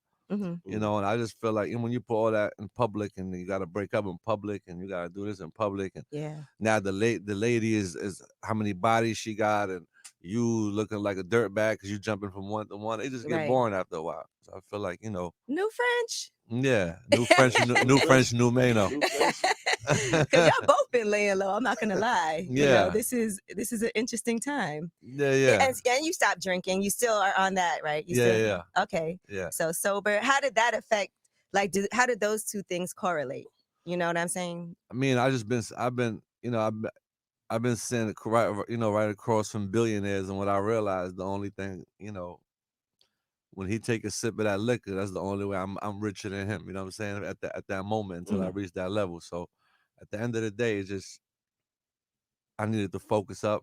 Been losing a lot of bros, been dealing with a lot, and I'm in a position where I could change a lot of people's lives and, you know, make a generational wealth. So I just felt like I lost a lot of money in the midst of it.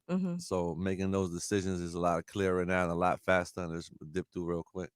Okay. So, you know, I kind of got stuck to it. Now I see Jack Harlow and I see all of them. I'm like, oh, you sober too? They're like, all right. Mano sober. Yeah. I've been sober. That's what I'm saying. How long? I think I started sober. He don't want to lie. He don't want to sit up here. I think I started sober. As soon as you leave, we taking a shot. You gotta slow down, no, for real. We didn't do it in front of you. You like a bad friend, though. This is crazy. Shots in the morning is wild. But this album, honestly, like from what we've heard, because I got it this morning also. Yeah. And so I got up to Fake Friends. Okay. You know, featuring Bryson Tiller. Bryson Tiller, Yeah. And I was listening to it while my makeup artist was doing my makeup. And she was like, okay, this is a banger. And she'll be like rating each song as we go through it. I was thinking like I want to do things like that more often, like get together like a group of my friends when new music comes out and we could just have fun and like eat and listen to I stuff. got more joints for the girls on this one, like a couple of. I like the joint Praise God with Jid. Yeah, you like that? I like that. I'm on Okay, Little Baby, Goes with Jeremiah. And Stand United with Kanye, St. John, and Buju ending that. We love that because you know we get little Caribbean vibes. Yeah. Appreciate that. Yeah. And then of course, you know, we got a little drill on here too. Oh yeah. You know, I had to put 41. I had to put something from the city with that new sound. Something from Brooklyn. She was going crazy to that because you know she has her kids love 41 too, and hearing you with them. Yeah. I think that was definitely a vibe on this album. And then I skipped down to Millionaire Row. Yeah. So that's like a pop that vibe too. When you listen to like your music or when you make your music, do you think about like what's gonna be the huge? No, not with this one. Not with this one. Mm-hmm. Because usually I will focus on singles, but with this one I was like, I'm gonna make the album a single. Yeah.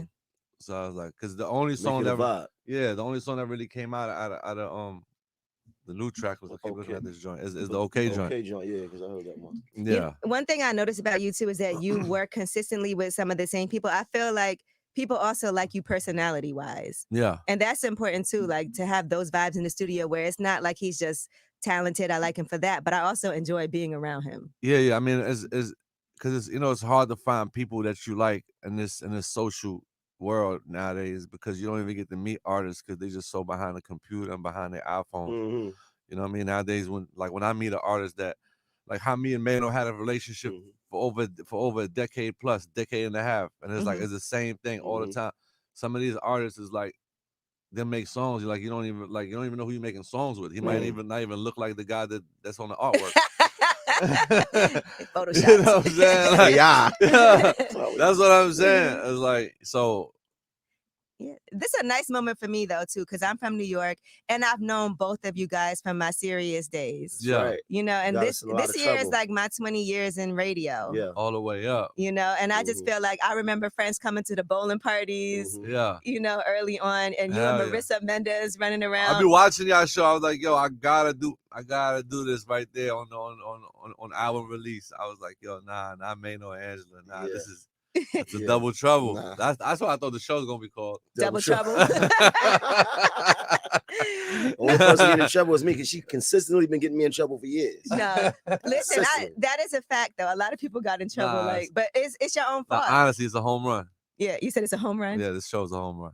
Well, thank you. I appreciate that. And so it is a full circle moment for me, like just thinking about, and y'all both also look the same. You know, some people aren't aging that well, but both of y'all, we do like side by sides of back then and where y'all are now. No, we look better. What you mean? Some of these boys look the same. Went bad. We look the same. We look better. But I'm saying, some people aren't aging They aging well. I think the goal in life is always to, of course, like age, I think is a blessing. Yeah, but it's also energy too, though. Yeah, you got to be careful with your energy, like the energy that you put out there.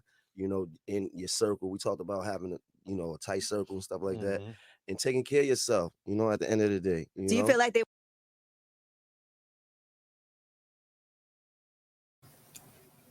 Another goal is just breathing life, just breathing air. That's what I was going to say.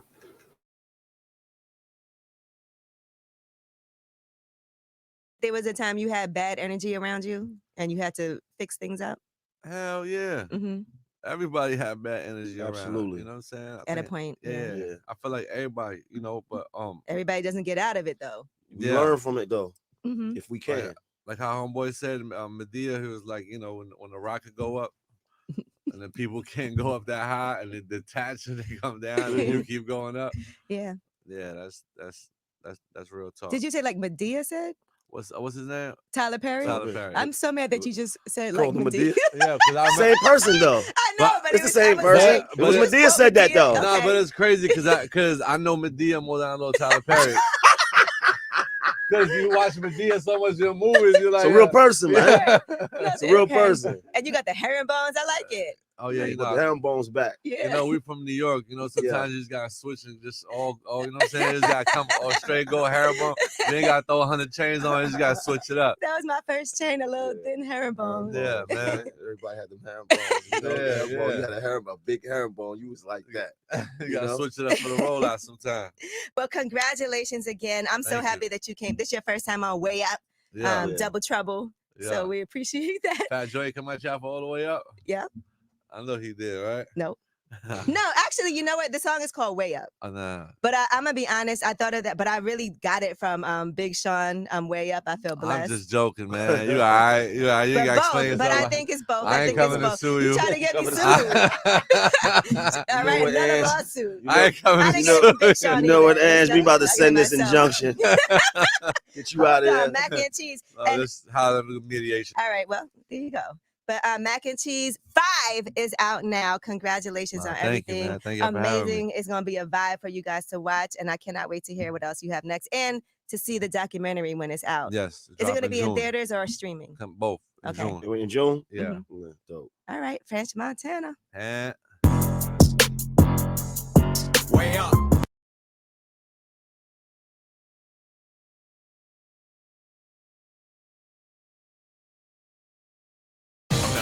But I kept trying, not strong enough.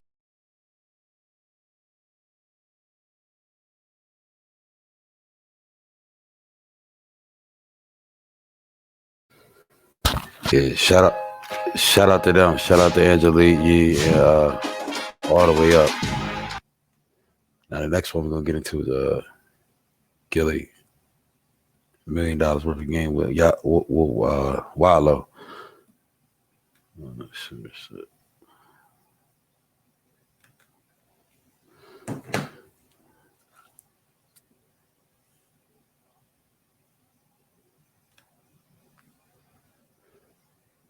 And that one's still live right now, so we're gonna have to rewind it back. We're gonna jump in and we're gonna rewind it back though.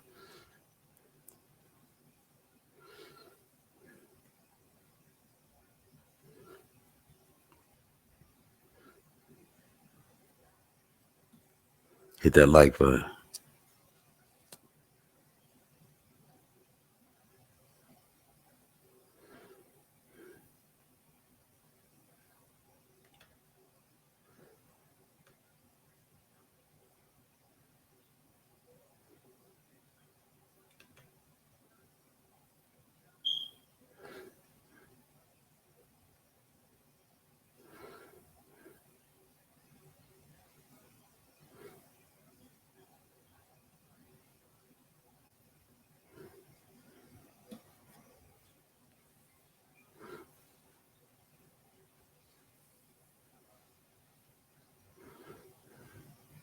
I think it's taking a long time because it's loading. It's live. We're gonna catch it.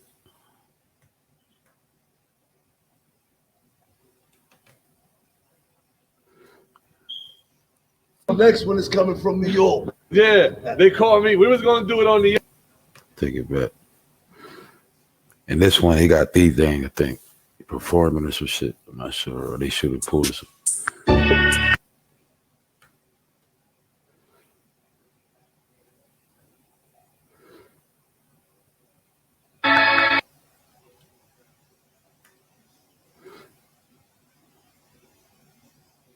Also share, like, go down below, get some merch, share.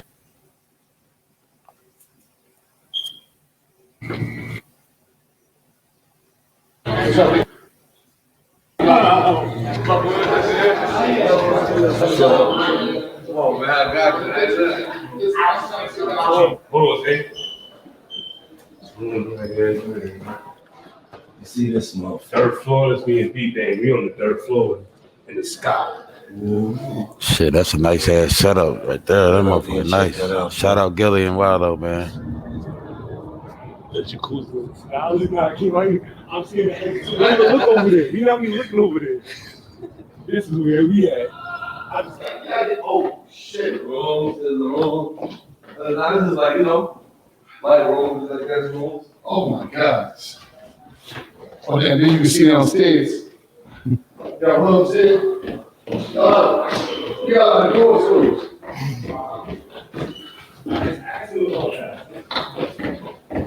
God dang. Oh my God. That's the jacuzzi. Playing 2K in the koozie. Playing 2K in the koozie. Looking over the whole vibe. The koozie. These niggas playing 2K in the jacuzzi though. I ain't gonna get in the jacuzzi. Why want to get in the jacuzzi? Got the grill over here. That's the Found Blue.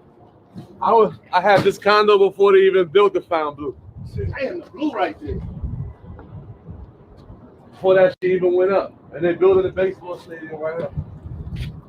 So guess what? I'm not selling it until the baseball stadium is built, and I will catch a couple games.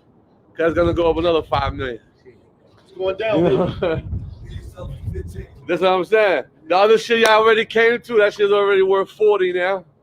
Because the nigga across the street sold his shit for 40, so that shit went up to 40. Right. Now this is another 15 million, so that's 55 million.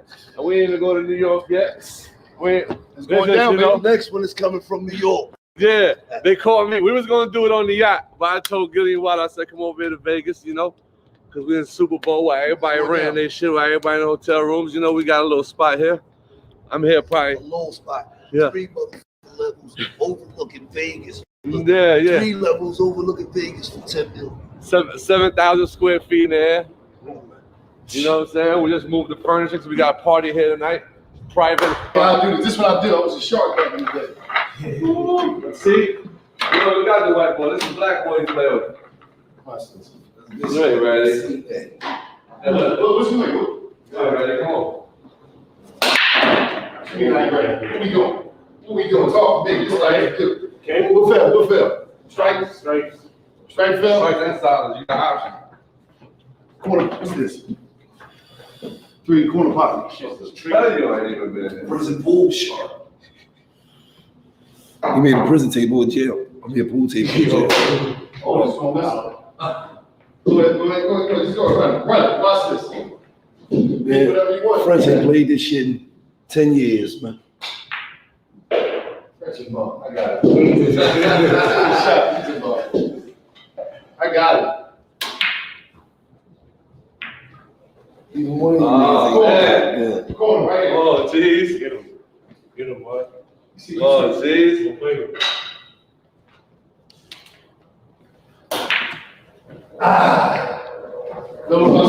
Listen. This is what I'm doing. I was a pool shark back in the day. You making us look bad, man. I got a pool shark. You ain't holding the motherfucking team down that good, man. Versus Russell. Oh yeah, both of you niggas is D minus players and shit. Come on, man.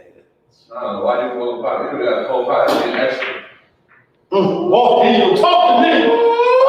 That's my dude. All right, now that was ESPN 2. Let's see if you can do the ESPN 1.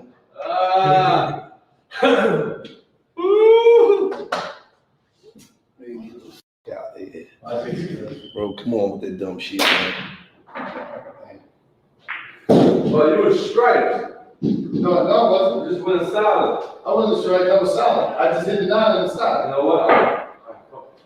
I was striped. No, of course you were a little striped. Yeah, this is Betty Murphy. There we go. Betty Murphy. There we go.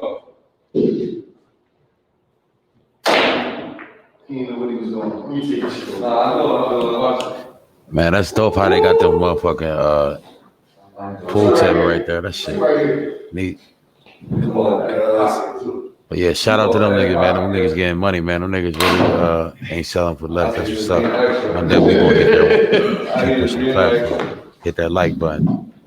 Support the channel. I'm gonna sit back on this one. I'm gonna let them do the talking. Okay. You got a little light game. Smoke you. Nah. Appreciate that. That's how you play, man? That's how you play? You put it in your pocket? The way it's looking, I could have watched the whole Lakers game for these to beat that. Oh, shit. That shit wasn't even close, man. I count? No, I said let me break it up. Go ahead. Combination French. No, I ain't gonna lie. You rusty, man. Nah, I'm gonna take him out of here, though. I'm gonna get him out of here. Because if you don't, you're never gonna hear the That end nigga of this playing shit. for no money. When I play for money, I transform. Oh yeah, this is embarrassing, man. Rusty, man. Nobody ain't hit 2 shots at you yet. I'm gonna take him on. There you go. Okay, there you go. You can't miss this shit. I'm almost done. I got one more. Oh, shit. Yeah, you can play. I'm done. I only got the 8 ball. You just lost to this nigga, man. Now I'm calling the pocket right there. Yeah, shit. Then he doing black on black crime. Oh, you got it. Come on, man. People call it out lose. Come on, man. 4 balls on the table. I'm rusty. He didn't have no cues on the nose. You know what's crazy? You're now tuned into $1 million worth of game, man. It's going down, man. We're in Vegas tonight. Hey, listen. 4-5. Yes. We at my French. I don't even know what the fuck they call this. What is this? This is the mansion in the sky. About 7,000 square feet. In the air. 3 floors. Yeah. Mm-hmm. Jacuzzi on the roof. How much did you pay for the house out in Calabasas? I shot the poor George. We got it for a great deal. Okay. But it's definitely, It's worth what right now? I mean, the house across the street just sold for like $40 million. And it was a little smaller than mine, so about like 2,000 square feet. And how much is this one worth? I mean, it's Fountain Blue across the street. I got it before the Fountain Blue was built, so we doubled up the price. You know what I'm saying? So, was that about 15? 10, good 10. But when they build this baseball field right here, it's gonna go to 15. Right there. Right there. You can watch a couple baseball games from up here. Best seats in the house. Best seats in the house. God damn. Not in the jacuzzi though. Watching the game. Playing 2K. Thanks to Superstar Life. With Ruby Rose. Yeah, stop. No, I know. I'm just saying, listen, I just said, I heard a little something about you and Ruby. I said, damn, I got to ask him. You know what I mean? I said, I got to ask him, you know. Birds. Nah, shout to Ruby, man. That's good people. That's one of our great friends. But the baseball game, though, is going to raise the crib another $5 million in the air. It's crazy. Over. Yeah. But you know what? 7 years ago when I got my first check, my first real check, and they cracked me in the head.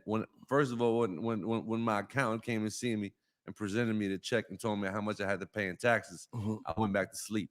I started sweating. I couldn't believe I was giving somebody this much money. The very next day, I took a flight to Vegas, and I looked until I found something, and I made it my residency. And ever since then, that's why I had it before they built Fountain Blue. Well, let me just tell you something.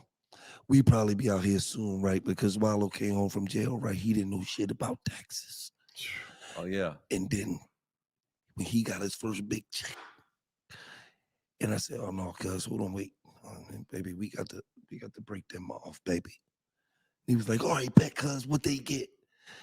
And I was like, "They get that." Got violated. Then nigga said, "What?" Nobody violates you more. I don't even know nobody named Sam. Nobody violates you more. They get what? Especially in LA. Sam. LA, they get half. Mandatory. Off the rip.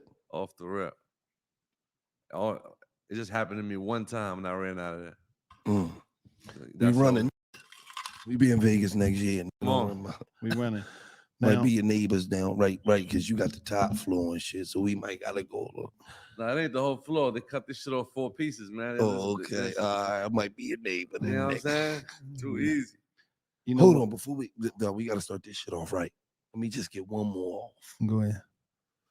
Nicki Minaj got a new song out. Uh-huh. She says something like, "I make your ass quench like French" or something. I didn't know what she was talking about. What? Do you know what she was talking about? I don't know what she was talking about neither. But I love everybody. Didn't she say something like that? Yeah, she said something like that. What? But shout to Nicki. I don't, shout to Megan. I don't want no parts of that. But Oh man. I don't want no parts of that. Yeah. I mean, it's a sport, man. They not getting physical, so this is Nah. rapping, man. Yeah. But you Heavy.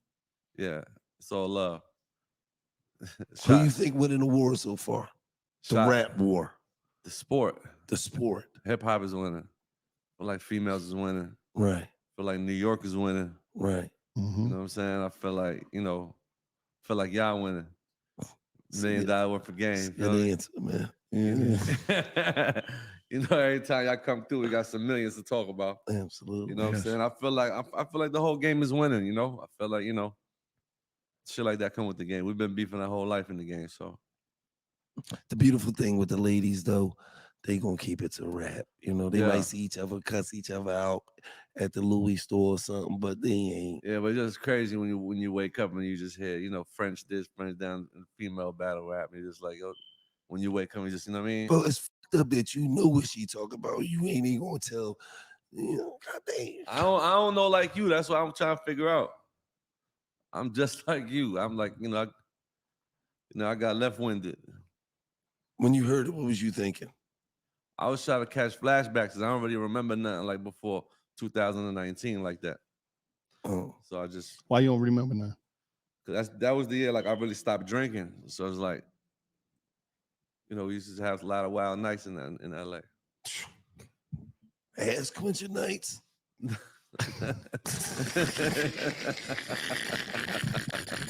She said, "Make it quench like French." Yo, I'm just saying he threw it out there. We had a lot of wild nights. I ain't judging. I'm just asking. Nah, I definitely don't. Look at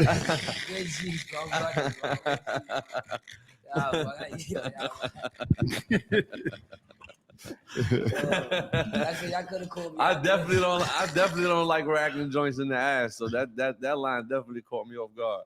Yeah. That's real. low. Oh, she went. That's you, Low? They said that about low. They'd have been what? No. That's Heine, man. He lying. Now, to switch it up, first of all, welcome home, D-Thing. Yes. You out here, you looking real good. And you know what? We live in a world where a lot of times people look good on social media, but the fans don't say that they that. You come home, you ain't been home a couple of weeks, you put the music out and the fans respond immediately. See, it's different. Let me tell you something. It's different type of artists out here. You got Instagram artists that they hype on Instagram and it's a lot of hype around them, but they not doing shit in the real world. You know how you go into a party sometime and you see a lot of people in there posturing. They got the section, they got this, they got that, but they ain't got shit going on in real life. And when I say real life, I'm talking about nothing work but work. You come home, you put some good music out, they jump right up on it. I heard some new shit that's coming out. So, how do it feel to have a supporting team? Because you're doing some things, but you're not doing it by yourself. You got a team behind you. Yeah, that's a fact. And as a young cat in today's society, how do it feel to have some solid OGs that's backing your play? Because we live in a town where some of the young be like, fuck the OGs. So how do it feel to have people like French Luca in your corner, helping you with this journey, helping you materialize your dream? A blessing. Mm-hmm. Like, word, bro, I should feel like a blessing, bro. Got so much connections, bro. Giving access to so much people. Me and these people, just being me, bro. Like around people, bro. Really jack me for who I am. Feel me? I'm a different person, bro. Like not like these out here, bro. Different, bro.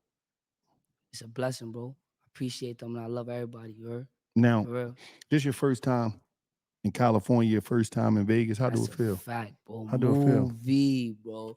Shit feel like a movie, man. I swear, bro. I feel like a movie. Cause this shit I was really saying when I was locked up, like I gotta do when I come home. And I really did it. You've And been to LA though.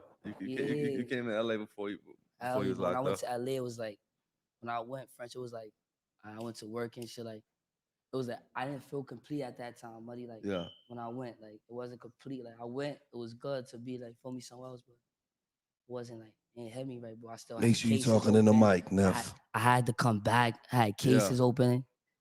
Yeah. That shit's getting me tired. I think about court dates and shit like that while I'm living this life. Feel me, bro? So it's like, feel me? I had 1 foot in, 1 foot out. Now it's like, fake got like both feet out. Like, I just gotta keep going, bro. Yeah. Both feet is out now. I went to LA this time. Movie. I can't even talk about this one.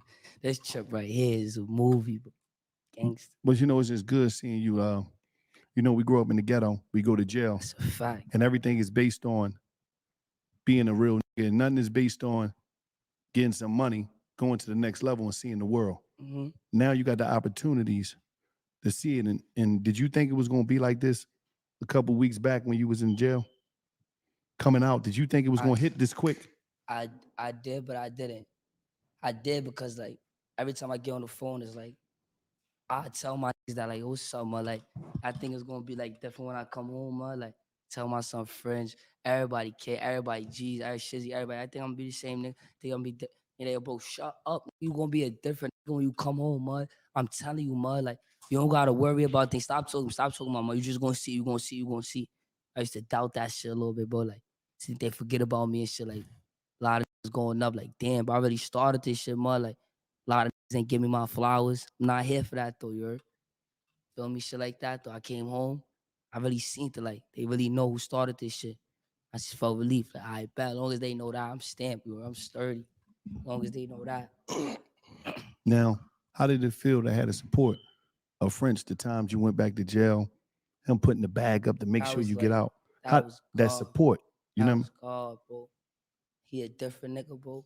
Real street, bro. Like real shit, bro. That's different shit, bro. Like Bella is out, like really Bella Hunt. I'm really outside, really doing shit, man. Like really outside, really like real shit, bro. He really bail me out, man. $200,000 bill, right? 200,000, like real shit, bro. Lawyers, I'm here, bro. I'm here, man. Really love my son French, bro. Real nigga, bro. That's real nigga shit, bro. Let me tell you this, Neff, right? First of all, welcome back to the real world, right? I appreciate you. But the one thing I want you to do, don't lie to God, bro. When you sat in that cell, you told God, you let me get out. Mm-hmm. I'm going to do this. I'm going to do that. I'm going to do this. I ain't doing that no more. I'm going to do this. Now you here. You shining. Mm-hmm. Don't lie to God. Feel me? Because he gave you everything you asked for. Think about that. Everything you could have ever asked for, he gave that shit to you, just like this. Fact. But understand that shit could get taken from you. Took it from that. Yeah. Feel me? Through that. So I know now. I seen it. Seen it all, bro. Like my mind really different, bro. Like I don't even like talking about it too much. Like my mind really different, but I'm on some whole different, like some whole different, like my mind different. Go ahead. They came to the crib, him, Shizzy, G's. They had their deal, everything ready. They went back to New York. Everything was supposed to happen the same way how it just happened the past 2 weeks. Swept the rug right from under their feet. Boom, boom, boom, boom, boom, just like that. Exactly how you said it. Just like that. God snatched it away. Boom. And everything was just in the air, unpredictable what was going to come next. You know what I'm saying? Little bro just, God love him, Allah love him. And he just, you know what I'm saying? Taught him a lesson. Like you said, you can't lie to God. You can't keep smacking your luck in the face. You know what I'm saying? Right. And we and us being OGs, we understand that you say, I'm on some different shit I'm thinking about. But anytime French or Luca or his wife or even your homies tell you as a reminder, accept it because they supposed to remind you.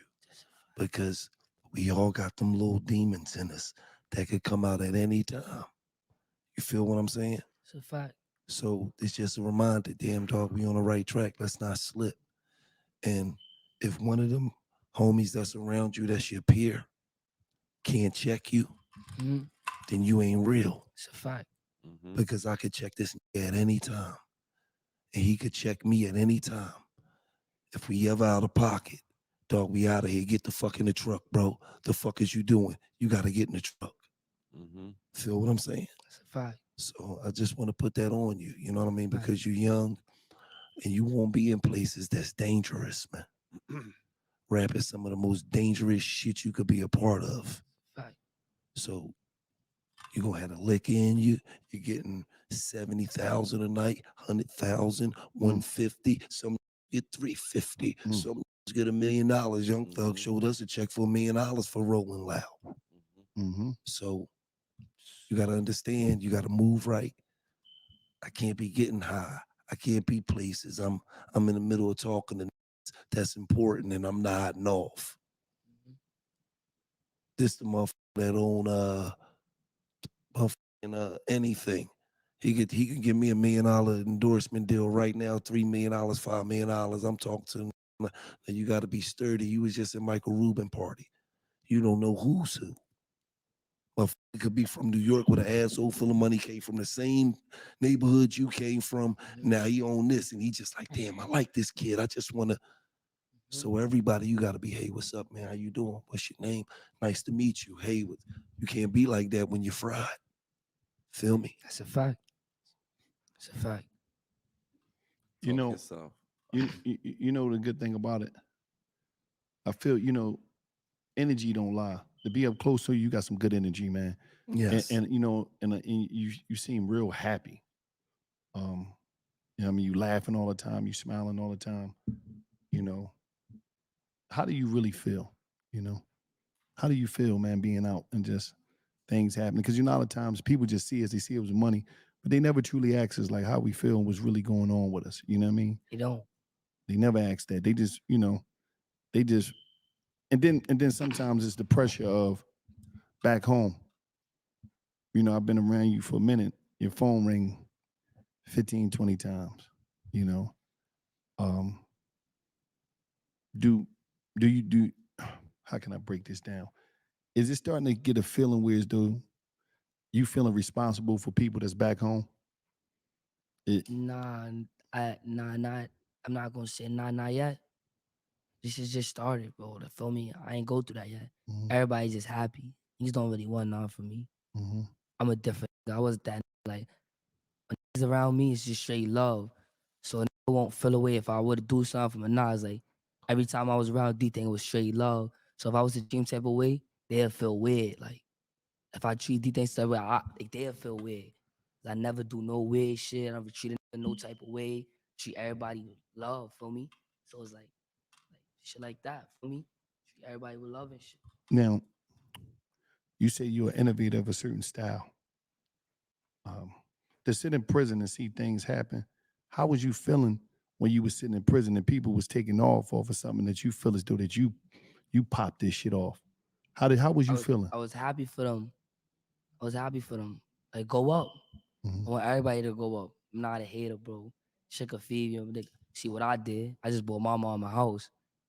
I said, I don't care what you did in the streets, how many niggas you touched. I don't care what you.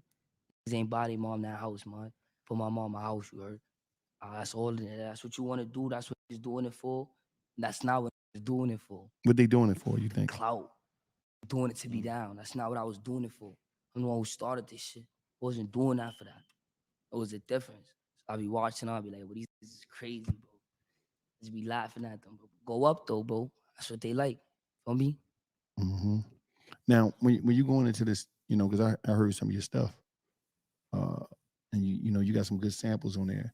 When you going into the creative process and you slide up in that studio, is there certain energy you're on? Is there a certain producer you're looking for? Is there a certain sound? Like, what motivates you creatively when you going in there to make that? Because my engineer, everybody got to be vibey. That's a fact. Everybody got to be vibey. That's a fact. Even the girls, bro. That's why, like, I'm in the studio with girls and shit, bro, and they just like trying to look cute and shit. That should be getting me tight, bro. Like, turn up, bro. It's none of that. Like, feel me? Take a shot, bro. Drink it up, twerk, do something. Not by stay, feel me? By like vibes, bro. Can't be down. If it's gonna be down, I'd rather work by myself. Feel me? If it's gonna be a down studio, I don't need nobody around. Feel me? all your videos is high energy, man. Yeah, that's it. It's crazy, It's like the it's like, charisma, bro. That's it, bro. Good charisma. Is Gotta it? be different, bro. Like, and it's not like that's just me. I'm not trying to be that way. I'm not trying to act a certain way. A little bro be like force an it. octopus in there. That's He got just like me, bro. Like, he on live, he shooting a video, he recording, he kicking somebody in the ass. He doing like 10 things at one time, about 18 hours of the day. He just full of energy. How many songs you in there recorded since you've been home? I don't know. How many days you been home now? Yeah.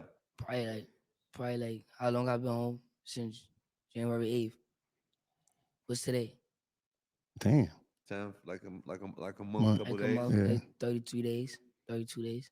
And you already got it all, 15 songs. You got one that just went crazy on YouTube. Sure. Like- Next one going crazy. Like, Smoochie Valentine on Valentine's Day, February 14th. yeah, Viral. so that's what this is. I'm going You ever viral. heard you look like me? Got it. You ain't got no motherfucking hair, you know that. That's your real life twin. Nah, though. word to we really my That's your Twinsky, life- like you That's know your you really real my life Twinsky, twin, like bud. for real, bro. Like, Yeah, man. my Twinsky. I always hear that shit. He got my energy though, too. I No, always but- said I'm but if you reading gave it. me That's some all they joints- saying. Like, yo, what the And it's like, oh no, that's the thing pop. yo,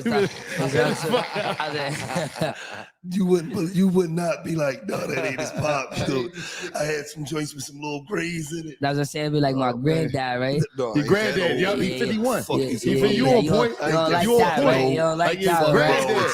That's pop Nah, pop. he ain't like that, That's right? pop pops. Pops. Yeah, I like that one. That could be tripping. You know what's funny though? Oh man. In the joint, his name was G String. He lying on Nah, But no, what? I'm gonna need a story from the cell from you. And I'm gonna need a story from the cell from you. Yo, story, I bet. Story from the Ah, cell. You want to go first? mad Because I know some story. crazy shit that happened in prison. You know, Story from the Cell was a segment on the show where though I used to tell some of the craziest shit that I seen happen in prison. You know, you be in prison, you see some of the craziest shit happen. So what is some of the craziest shit that The happened? craziest shit that happened. Yeah. It's mad crazy shit that happened. Like, But I'm talking about something that you like saw that bloody scenes. No, Like, ain't gotta- so what you want to talk about? Like, Look, I'm that's, just saying like, crazy anything shit, like what? anything that you felt as though you was like, oh shit. Like it had you sit back like, yo, It I gotta ain't- get it the ain't fuck had to out of here. happen to you. I gotta get You the know what I fuck mean? out of here. Oh, like Like crazy story, innit? police be, oh my God. When I went up north, like on Rikers Island, police don't really be, they feel me? Yeah, it's different. Police is right, feel me? We, up north, The greens, when you had yo, the state green, greens on. oh my gosh, bro. That's a whole different ball game, bro. I really see some shit, bro. Like, really see some shit like, nah, that's really scary, bro. Like, they really hurt people, bro. Like put really hands on You people. talking about the white folks? White folks, bro. Spread thins, you heard? Crackers, that's what we call them. Yeah. Spread thins. It's just crazy, bro. Be violent, bro. Care who you are, nothing. Just pull up, slap the shit out you, nothing. What you gonna do? They lie, plant shit on you. Is nothing you could do. Is no cameras. Well, how was can't you win with them. how was you able to get through to get home and without getting write-ups and I was shit? moving tactical, bro. I had to move tactical. And I had like everybody was on my side, so everybody was like making sure I'm going home. So it was nothing like everybody that was with me in the crib. We making sure you go home. D things. So it was like nothing's gonna happen. Like a fight, anything, none is gonna happen with me. Everybody in jail was gonna make sure I go home. That was their goal. Feel me? So that's why it was smooth for me. They made sure I went home. They made sure I wasn't crashing out, making sure stuff like that. Like make sure I wasn't crashing out and shit like. Now you not doing nothing. D think I'm gonna do it, but you're not doing shit like that. Feel me? Make sure, feel me? Stuff like that. So I slipped through the crack, going to school, doing You got your GED? vocational. Nah, I ain't get my GED. I ain't have that much time. Okay, but you was going to I get went it. to school, doing school. They gave me my open date. They gave me open date. You know, they took my date from me. Kept giving me dates and shit. I kept maxing. I was on a max out What shit. job you had in the joint? What I had vocational. I was planting. I You, had planting. oh, you was a gardener in jail? Yeah, I had a gardener. So you was a gardener. D thing was a gardener in jail. So you get the like crazy part is this. Though, the crazy part is this. Though, So like, you was a PG? But listen, a prison gardener. A prison gardener. Believe it or not, Dad used to just go there and Dad just sit there. You Like, never. literally. You gonna tell me you never planned to see? You never cracked the soil. Like one of my words to my mother, I used to just go there and just look at the fishes in the fish tank all day, man. Just sit there and just look at all the fishes in the fish tanks and just look at all the fishes until it's time to go back. Because I got vocation in the morning. That's 8 o'clock. 8:15 they call program. 8:15 goes program. When we go to program, we leave 10:45. So we stay there for like 2.5 hours, 2 hours. Go back to the crib. Wait till like 12:15, like 11 something. You go to chow. I say you go to chow. You come back like 12:15. They call program again. That's when I go to school. Had to keep doing that to get my day back every single day. No, can't miss no days. Can't get no tickets. Can't get no fighting. Can't get nothing. You gotta do this. You know how hard was that? Attached to me. Niggas thinking I'm just a rapper. Niggas be playing, bro. Niggas, I'm like, this shit it be different, bro. But I did it though. Now look at me. Right. Talk heavy. Police used to play with me. I used to really tell them like I'm a different in the town. Like none of y'all like y'all. This is y'all career. This is what you do. You institutionalize. This is your career. This is sad. I go home. I'm a different. I live a different type of lifestyle. They never used to believe me. Now I know all of them see. I know all of them gonna see this. I know all of them gonna see this. I know they are. I know they is. I'm really a different. I know y'all mad. Stupid. I know y'all tight. Talk heavy. Told y'all really superstar lifestyle. They tight superstar mode. Thanks. Let me just say this though: if you would have planted them seeds in the garden, there wouldn't have been no stain on your jacket, Neff.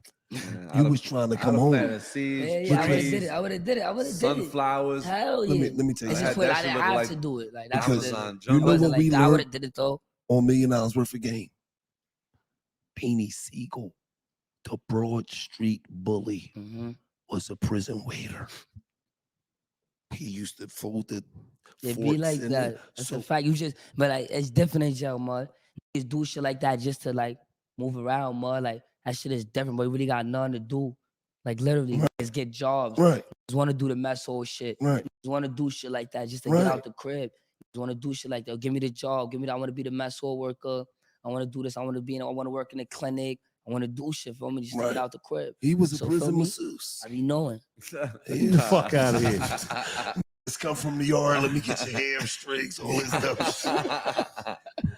Yeah, hell of a game today. You're a little tight up here. He was vicious. You lying, man. You gotta. He said, because I had to do what I had to do to get home. So if you would have planted the seeds, shit, you wasn't worse than him. He was a lifeguard in the prison showers. He was all kinds of shit. You fucking crazy. He think I'm lying. Yeah, he sees a movie. Crazy. Crazy. No, but French, you know, how's it feel to still be in the game? You know, you one of the guys that, and you know, you see what's going on. You got nominated a couple times for Grammys. You never won none. No, the old snub.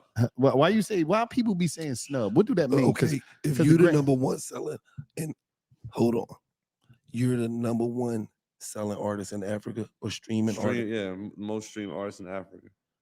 The Grammys wasn't in Africa. Wait, hold on. Even more than like Burna Boy and like. But Burna Boy and Afro just it kind of Afro just really took off. Oh, okay. You know No. You don't think it always was there, but we just wasn't on point with it. For me, I think Africa always had the talent, and it still is always where the talent's at. I feel like everything goes back to the motherland. Like, you know what I'm saying? I feel like we just molded like around what's going on in the States. But if you really go out there, you're gonna see the real talent. Like that's what we went out there to do Unforgettable. That's what we went out there to do. You know what I'm saying? It's like Burna Boy and DeVito and you know Tyler and everybody, but there's a whole bunch of like it's a whole different world out there. And I mean, you gotta remember when I went to do Unforgettable out there, like and the kids was dancing all crazy. You never seen them dance like that. That's how they caught my eyes.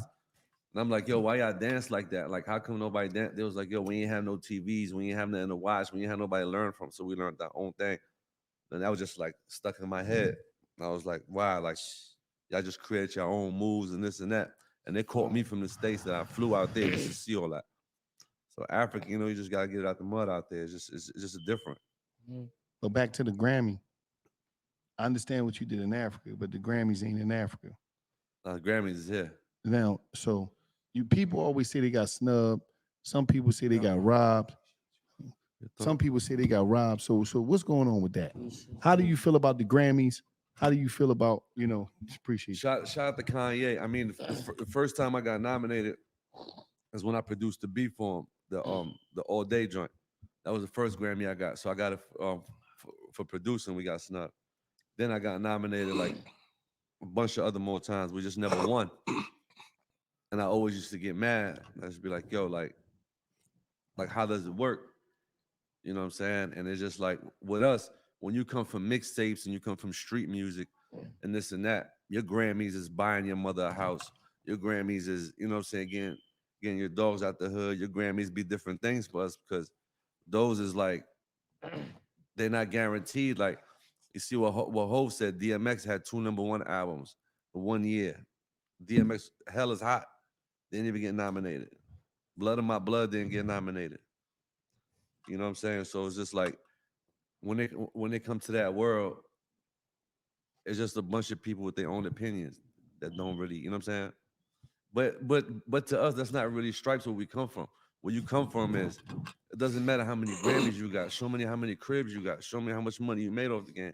Show me, you know what I'm saying? Did you take care of your fam? How did you become? See what Hov really paint the blueprint for us.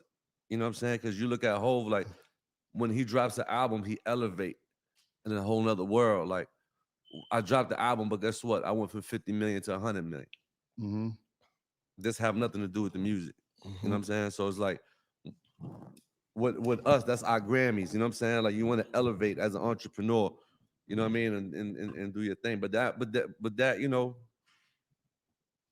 But that don't justify why we always getting jerked as far as street artists. You know what I'm saying? But that's just us. You know what I'm saying? Like, it's just always been like that. You know my problem with the award shows be, right? Is that these people who be nominating awards, whose opinions, be affecting so many people's lives and people be feeling like they getting jerked and we never know who these people are. Yeah. We never, like, how we know this person is even, you know what I'm saying? Yeah. Deserve to be in that place. Yeah. That's at every award show. We never know who these people who opinions on who's the best artist, we never know who they are. Yeah. To hold them accountable. Exactly. So when it's like, yo, they just pick some bullshit, you can't even throw them under the table. I feel like we shine too much light on us getting jerked. You know what I'm saying? I feel like if you watch Travis Scott documentary, the one that he got, I remember when he didn't get them. Yeah. The whole documentary by Travis Scott is about him getting snubbed for a Grammy. You know what I'm saying? Then they go and nominate him again after he sold the most record last year, and he's still streaming probably more than everybody, just to jerk him again. Probably expecting him to go drop another documentary talking about them. It's like, you know what I'm saying? I wanted to see a documentary about Travis Scott's story, his life, how he came up with this and that. I don't want to know you got snubbed for a Grammy. But that's what they do to artists. But let me ask you a question, because it's devil's advocate of that. Like when we say somebody gets snubbed or they supposed to get it, that means everybody else in that category that was going against that Grammy, their body work wasn't as good. Because who all was in the category? Yeah, I mean, because when you look at Instagram and social media, everybody based who's the hottest at the moment, depending on first week. The Grammys don't do that. But let me say this though. Instagram and social media ain't really accurate, because a lot of that be capping. A lot of these artists that be so big on social media, they're not streaming, they're not getting booked for no shows, they're not selling no merch. They really don't got no real music business going on. Yeah. It's more social media, because all right, with the flyer for the show, where the tour at? Yeah. Where the tickets at? Where the merch at? So yeah, social media. So I think sometimes we get blinded by social media and we be like, oh man, they popping on the gram. You're not selling out 500,000 people venues. So how big is you really? Because the gram will fool you. You come up with a nice picture, a nice one video on the gram. I don't know what I'm saying, but what they're saying is Travis Scott is really out there doing tours. Oh, I already know that. You get what I'm saying? And he sold first week numbers more than everybody. But you got Mike, that his first week might not be as good as Travis, and he not doing as big as arenas as Travis. So that's how they looking at it. But they not. But I don't know how they doing it. But some people gonna say they just listen to certain music. So it's a lot of shit. And it's a devil's advocate to that, right? You can't convince me as an artist that if I sold a quadrillion records and I got bitches falling out the Raptors, and this man sold hundreds of thousands of records and he don't got bitches falling out the Raptors, you're not going to convince me that he was supposed to win Album of the Year. I got snubbed. I don't want to hear that shit. If it's me, that's how I'ma feel. No, I got snubbed. When bitches see me, they fall out like I'm Michael Jackson. Fuck you mean you had the Album of the Year? That's how I'ma feel. That's how any nigga gonna feel that's at the top. I got fucking snubbed. Right? So I'm just saying, that's just congratulations to whoever win. But if I'm the artist, shit, I'm leaving out that bitch like, man, fuck you, this man. Now I'm about to really go in, and I'm about to do 60,000 seat arenas. Shit, you got motherfuckers out here, man, be doing 4 nights, man, and shit in one city, man.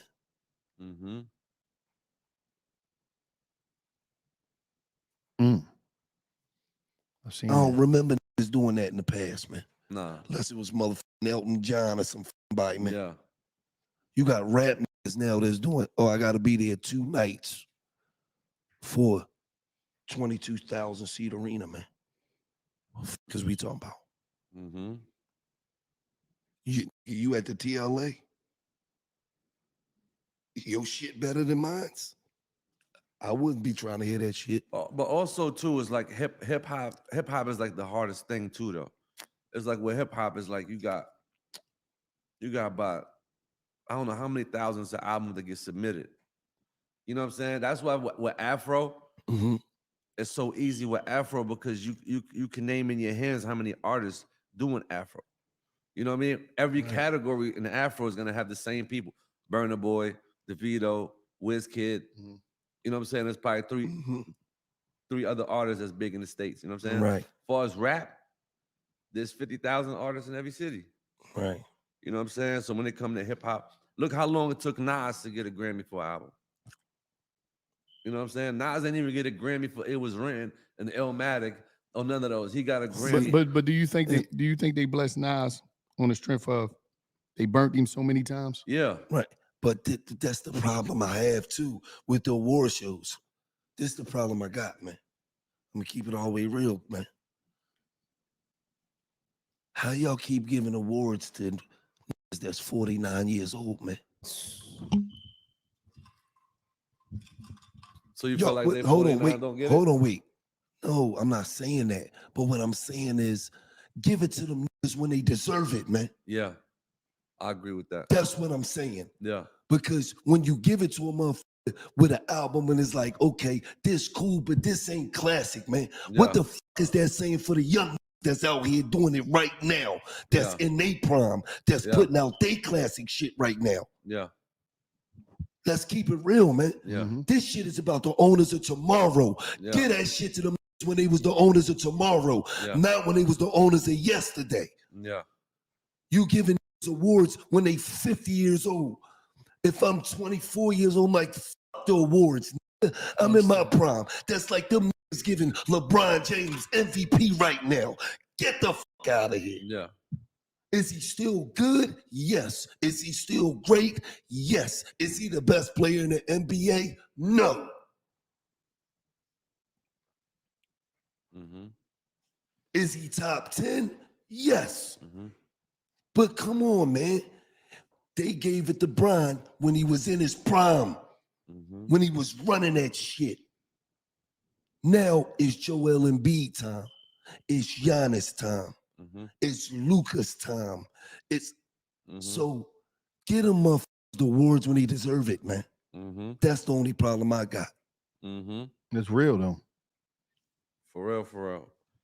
I'm coming for mine. Word. But you already got your Grammy. You got your mama crib. Right. A month out of jail. Yeah, that's right there. That's different right there. Like, you're not doing that no month out of jail. You left bars behind you. That's the biggest Grammy. You know what I mean? So it's like, you know, but it is misleading to the young people because the young people feel as though, fuck we gonna do. I understand where you coming from. Yeah, ain't no way Hope should have 20-some Grammys and Nas got one. How about Rose not having? I mean, Rose probably got one, but just like. But it's just the whole DMX thing too. It was like, come on. How X don't got nothing? That's crazy. That's just crazy. He was destroying shit. Not only was he, And how Nipsey Hussle get one after he died? that's how I go. It's just the game is just We crazy. ain't powerful. It's just easy to say we ain't powerful enough to put our 10 toes down and start something. No, that you know we gotta live by their rules. Is you know what I mean? That's how it is. That's how real it is. Everybody that tried to boycott it, you know, they still come back to it, and they still, you know, they might do it for 2-3 years or even 10 years. Look at Hov. He did it when he did that to DMX, and he had to come back, and he got on stage and told you, keep showing up until you get all your accolades. You know what I'm saying? So you gotta think about this though. The reality is we control cool, but we don't own it.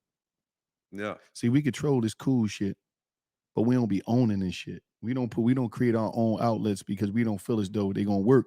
And one thing about our people, we don't respect our shit. We only respect everybody else shit. Yeah. Like I ain't gonna front, like, you know. Well, I'm cool and I own my shit. Listen, but I ain't talking about that. I'm just talking about as a whole. I'm talking about the idea of the cool thing. Just like because we looking for like, all right, for instance, everybody crying and be saying this about this award show. Why we ain't take the power and make our own award shows, and the award shows is for us, whether it's BET, whatever. We don't go up. We don't go to them joints. We feel as though they too small for us. No, we don't. No, we don't. But what happened is, you know, I'm gonna tell you the problem. We watered them motherfuckers down too. It's crazy, you know. I'm just keeping it real. I gotta keep it real. When motherfuckers win that don't supposed to win, motherfuckers, the real like, I ain't coming back, man. Because the fans lose. Because at the end of the day, the fans like, how the fuck did this person win, man? Come on, man. The fans want to see the real motherfuckers win, bro. So when you water shit down, with the why the fuck is we gonna be interested in it anymore? Because it's watered down. because the Soul Train Awards is popping back. Though the Source Awards. Yeah. You remember the Source Awards used to be popping. Yeah. Everybody went there. Hey, but guess who was on stage? That was winning. Biggie. Puff. Suge. Yeah. You had to tune in. You was like this. Outkast. You like this. Yeah. Then shit get watered down. You looking at motherfucking Delaware Donnie. You know, the fuck is this performing? This sold 11,000 copies. What the fuck's going on? When you can start buying your way into it, when you can start finagling the Exactly. game. So blame it on the that was taking that. Yeah. So you got an artist from Universal. He's a new artist, but they let him perform. Give him 5 minutes. We don't want to see Jersey Joe. Yeah. We never heard of him. We don't give a fuck. He was only there for 5 minutes. This should get watered down. This is what happened. This is the shit that happened when the labels start controlling the narrative and they start paying for Baltimore Danny, you know what I'm saying, all these people to control the game, and you start seeing these people pop out and they force feed you all this shit. The same shit I was talking about earlier, like, you know, once a year, every artist in the game posts how many streams they have on Spotify, right? I never did post none of that because I was always signed to a label. And I'm from a block where if you out there making money and another gave you a G pack or You can't somebody post else up with gave the- you a pack, you know what I'm saying? Like, and you pull out all that money and you stunting with it, you know that money ain't yours because only the PC is yours. And it's just like they got everybody posting, I got 1 billion streams. I got 2 billion streams. I got 10 billion streams. When they only getting paid off 500,000 streams. So basically, you got every artist just like a nigga from the corner, just like fronting with they pack money, and it's just like, and this whole game is brainwashed, and everybody up there talking about we bosses, and everybody posting it, and it's just like not nobody stood up was like, yo, you know, all the guys like, you know, that's not your money, right? Nobody Right. even because this everybody is brainwashed to this idea that this is mine. It's not yours, my brother. You know what I'm saying? Only the guys that own 100% of this is theirs. Only the guys that could cash out in 5-10 years and get 500 million for their publishing and they mass. You know what I'm saying? All this vibe. You know, so it's the same thing. It goes back to the same thing. It's just like we don't control it. Everybody controls who's going to win. That's why before the Grammys, if you realize it, they have you performing in all these parties, the Clive Davis parties and all these parties, and you get them treatments and you get all this and that. Then you go and they give you the special seats. And you know what I'm saying? It's like, it's favors and a lot of brainwashing. There's a lot of, you know, a lot of things that, you know, is far from us. Well, who gonna be on the album, do you think? No, I'm still debating. It's a couple people I want on that though. It's a couple people I want on that. Dragging my son money back, yo. Shout out to my son money back. My son Faz.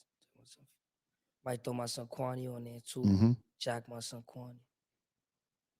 Throw a couple You niggas just on got a FaceTime from Lil TJ, man. That'll be dope. Central C. Central C. Yeah, I'm jacking my son Central C too. Yeah, I'm jacking DeVito. Afro Pie, that's gonna be different. I gotta switch it up. Some Afro drill Some beat. Afro Some drill. How many Afro videos drill you doing? hard. I'm loving that. You got 5 videos done already. How you come home working harder than anybody that been out? Damn. I need some sleep. Get it. I like this little.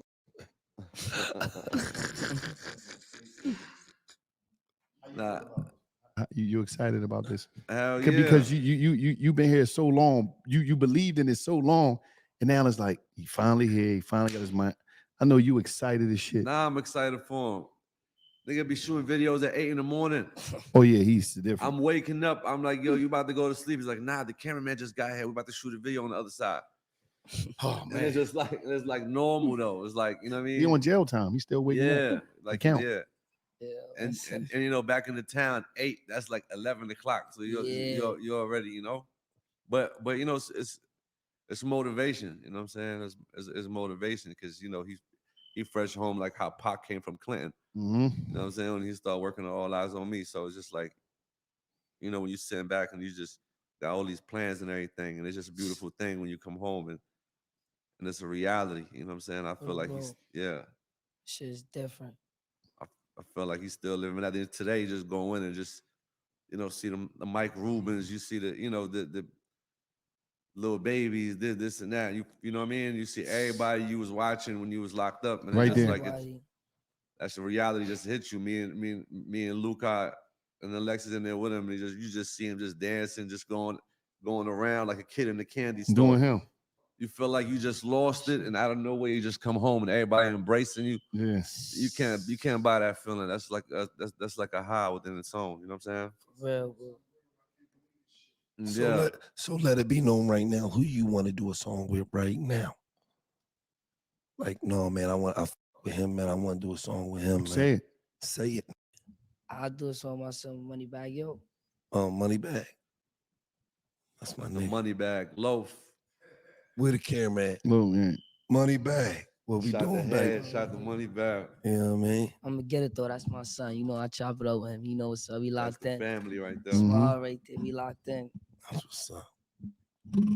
Well, French. Mac and Cheese 5 dropping February 23rd. You know, it's time to run it up. Time to run up the numbers. Smoochie Valentine dropping February 14th. February 14th. You know what's going on. Straight to the top. You know, it's crazy you say that, you know what I mean? Because, you know, I remember I was in jail and I used to always hear about that dudes like, yo, that Mac. You know, dudes come to jail and they telling you what's hitting on the street. Mac and G, I'm like, what the fuck is that? You know, because you ain't think about that, but it's so popular. Yeah. And then you know, Gil's sons growing up, one name was Mac, one name was Cheese. You know what I mean? Crazy. So it's like we put the group together, Mac and Cheese, Gil idea. It was just like, you know, you saying that brings up so much. Crazy. Cause it's like, damn. Yeah, it's low deep. Great. It's deep, you know what I mean? And they, you know, things happened and it was like crazy, but that connected with me when it was in jail because dudes used to talk about the Mac and Cheese joints all the time. Yeah. And it was like, I think the game lost the mixtape. Mm-hmm. Like the mixtape was just like that exclusive heat that dudes, you know, in a week they know every song to it. Cause I come up when the Cluminati, when the mixtapes was coming out with Mason and, you know, Cam and Cardan and the Children of the Corn and McGruff and the Locks. Yeah. And I think that's what the game lost, the mixtapes, bro. Yeah, that's what that really hurt the game. Yeah. Like, well, too, I think the game lost the mixtapes because the music changed. You know, mixtapes for us we was rappers. So mixtapes for us was all right, the album about to come out right now. We're going to put a mixtape out to heat the street up real quick. We're going to take everybody that's hot beats and we're going to f they beats up. Yup, that was the shit. All right, drop that, bam. Okay, damn, everybody playing that shit. Yeah. Okay, drop the single now. Yeah. Wham. All right, y'all ready? Yeah. Video, ooh, BT, ooh. Yeah. That was the introduction to you doing what you needed to do. Once the music changed and it became more melodic and less rapping and less what they say is hip hop. This is not grabbing other beats and doing that. That was the shit. It's just making their own songs, and you feel what I'm saying? So it's a little hell difference. Yeah. Hell yeah. Yeah, that mixtape was great. And then y'all two came up on the DVD. French, you was making the DVDs first and flipped again. Y'all came up in the era where as though it was the DVDs and then it was the magazines. Like I used to see it was like DVD magazine. Then I used to see y'all in the magazines in jail. What's Case Straight Stunting and all that, y'all doing the interviews, and it was so much more promo. It was like y'all promo game was like on steroids. Yeah. Like, you know, y'all getting pages out of magazines, buying a page out of it was just a different game. So you're right. But the DVDs was kind of like Instagram before Instagram. Yep. Because you didn't get a chance to see the rappers. So when you seen them on the DVDs, you seen them in a raw element. In the studio, and around the way. Like, yeah, so you like, damn. Yeah. Like, because I was a DVD legend. Mm-hmm. Yeah. I was on Coke Boy. Yeah. Everybody from New York who had a DVD called me. Killy niggas ride down from Boston because they understood that this nigga got personality. Yeah. And especially if he beefing with somebody, good Lord, everybody's ain't no telling what this nigga gonna say. You feel what I'm saying? And that's gonna sell my DVD. Yeah. But now motherfuckers could just wake up every morning, they fuck with you, they click on your page. But it also hurt artists too. Yeah. Because you will hear motherfucking music and you'll like a motherfucker. And then he give you too much access and you're like, man, this nigga corny as shit. Yeah. I think back then we was buying in. We was buying into whoever we was fucking with. Because you didn't get to see him. Yeah.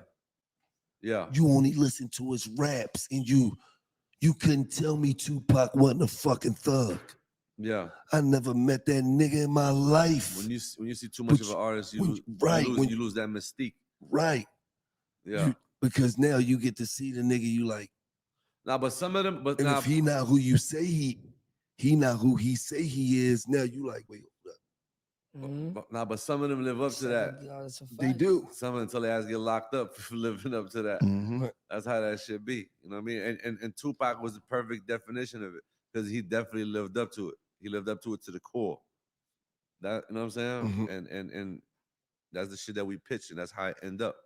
But even definitely, like, it's not just hip hop. Yeah. Even if you like an R&B singer and you like this music, and then you see him every day, and then you like, I don't really like him like that no more because he got into an argument with his woman. You could see it now what he did. Before it was no cameras, you couldn't get exposed. You just heard shit. Oh, such and such went through it. Was such and such got socked in the club. Only the niggas that was there knew it. You don't know how deep it was. 1,000,000%. Then the video come out. Oh, that nigga got knocked out. Oh shit. Y'all videos come out. That It's shit out force a motherfucker to do 2 minutes something. later. It came out to be more important about everything else but the music now. Right. Yes, that's why I'm telling you about the Instagram shit. Yeah, Right. You don't a person be popping on the gram, but they music be shitty. Yeah. They good for the annex. Cause you get on the gram, had an annex, you get on the gram, throw some jewels on, you can put some drip on, you can do all of everything except have a good music. Yeah. And they be like, yo, man, no, ain't you know when it's good music when you go to the club and just sit there and everybody hear it and they change the whole environment. You're like, oh shit. Everybody just the tough dudes in there, they went from having their face broke up to like, they're like, yeah, this, that. Yeah. That's when you know the music is really some good shit. Right. And you don't even gotta know the music. Because if you playing hits and then you just blend a good record in, when motherfuckers off the alcohol, they just keep nodding the good shit. Yeah. And that's what it's about. They be like, who this? That's why we have to go back to the mixtapes. That's why we have to lock back in. Get that mac and cheese 5. That's what it's about. When Bad grabbed my boy Kanye, grabbed Rose, Lil Wayne, went and grabbed Dirk, went and grabbed Jid, went and grabbed everybody that, that know how to make that sound with. He on there? How difficult was it to grab Kanye? In there. He didn't have his voice for like the last 10 days he been with me. He just been, You gotta get in there. signing deals, you know what I'm saying, and just enjoying life. You But I gotta was get in letting him there. have his time. Once I get him in the studio, when we get back, we're gonna lock in, knock out a bunch of joints. Yeah. I gotta keep it real. I gotta ask the question: how difficult is it to grab Kanye at a time like this when everybody's trying to back up off him? Man, a friend walks in when everybody walks out. That's real. You know what I'm saying? A friend always gonna walk in when everybody walks out. I feel like Kanye, he gave me, my first Grammy nomination. You know what I'm saying? And I ain't got nothing to do with everything that's going on. I treat people how they treat me. I don't care. I don't care about everything else that's going on. You know what I'm saying? Like I don't care if somebody like, yo, I don't fuck with Gilly because of this, or I don't fuck with D-Thing because of this and that. I treat you on how you treat me, not how you treat somebody else. Right. You know what I'm saying? So when it comes to Kanye, he can't do no wrong in my eyes. I actually feel like he is the biggest person in entertainment. Because he is entertainment. And what's entertainment is not being predictable is entertaining. You can't be bought as entertaining. I don't know about everything else. I'm just talking about entertainment, what I enjoy watching, what I enjoy listening to. I don't get into the personal business. I don't know what's going on. I don't be watching it. You know what I'm saying? I'm trying to stay in a positive lane. And I just feel like that's when you talk about entertainment, I feel like he is that. You know what I'm saying? Absolutely. Well, February 23rd, right? February 23rd. February 14th. Smoochy Valentine. Yeah. Shout to Kenzo. She over there with the hoodie on, first time in Vegas. He dropping on Valentine's Day, huh? You know what I mean? Is that because you're a player? Everybody think New York people talk crazy. Nigga, what? New York Nobody- women is listen the to me. craziest women in the Listen world, to me, bro. Neff. New York ain't worse than Philly, though. You crazy tripping. as shit. They all the same. They No, fuck out of here. New York might got a fuck notch. they not. Nobody in the history of life talk to you like a fucking woman from New York. You's a pussy, son. You know why you's a pussy? Because Your your mother. father, with two F's, because your father's a pussy. And your grandfather was a pussy. What you gonna do? I know you ain't gonna do nothing. You know, you be like, They should damn. Philly be like, you a nut. As soon as y'all start talking. Right. But it's a nut and a pussy. You's a bitch, son. You's a bitch. Do something. I know you ain't. Word to mother, you ain't gonna do nothing. Like, damn. Real Hey, back in the G. Bad I had a time. little shorty from New York. She was from Harlem. I told her I was gonna be up there at a certain time. I didn't get there. She talked crazy. I was like, what? They start talking. They start smoking your dad. Everything. I ain't gonna lie. Some bitches talk crazy. Wait, they get smoking where they niggas' start dads smoking your now? dad. See, they even got worse. I ain't gonna lie. It get real. I ain't gonna lie. See? They start smoking your mans. They start lying to you. Damn, They see? start giving the New York. low. They start glitching. They start wilding, bro. I ain't gonna lie. I'm talking about. They back beat in your the day mom shit. up. I ain't gonna lie. Fight your mom. I see your mom. Fight is your lit. mom. I see your mom beating her up. Nah, all new that. Oh no, they is different. crazy. See, they different. Not a new generation. They is be on crazy. bad They time. fucking Think tripping. about this, cuz. I was talking about some Throwback Thursday shit. They got worse. They done stepped they shit up. Wait, you mean to tell me they tell a motherfucker, that's why your man in the pack, I'm smoking your man in the pack. That's why your mans die. You ain't do nothing. I wanna act all crazy. man, they smoke your moms in the pack. I don't know why niggas wanna act crazy with me. Niggas ain't even do nothing when they mans died. Oh! Like what? Like why you saw that word up? I Damn, she really putting like the word up, battery bro. on that. Imagine a girl telling you word that. up, That's bro, crazy. like- She putting the battery on you. Nah, Word up, bro. It get like that. don't get mad at me. Get mad at them niggas that killed your dad. Real shit. That's That's wild. what they They say got to you. worse, man. They got the record in I'm the world. the bad guy. I ain't kill nobody, man. I'm the bad. I really talk like that. Like word up, bro. They talk crazy. Yo, they might be the worst spot in the world. And you want to know the craziest shit about it? 3 hours later, she told me, you know I love you, boo. Word of my mother on your body, bro. You Weird just said shit. my Niggas say you fucking don't talk to dad no is in other the fucking girl. backwoods. Yo, nothing. girl talk to you like that? What? Talk crazy? Yeah, be straight up. Oh yeah. Dog, Damn, they ain't got no pics. But I talk crazy, so like he's from New York. Man. He just started getting out of New York.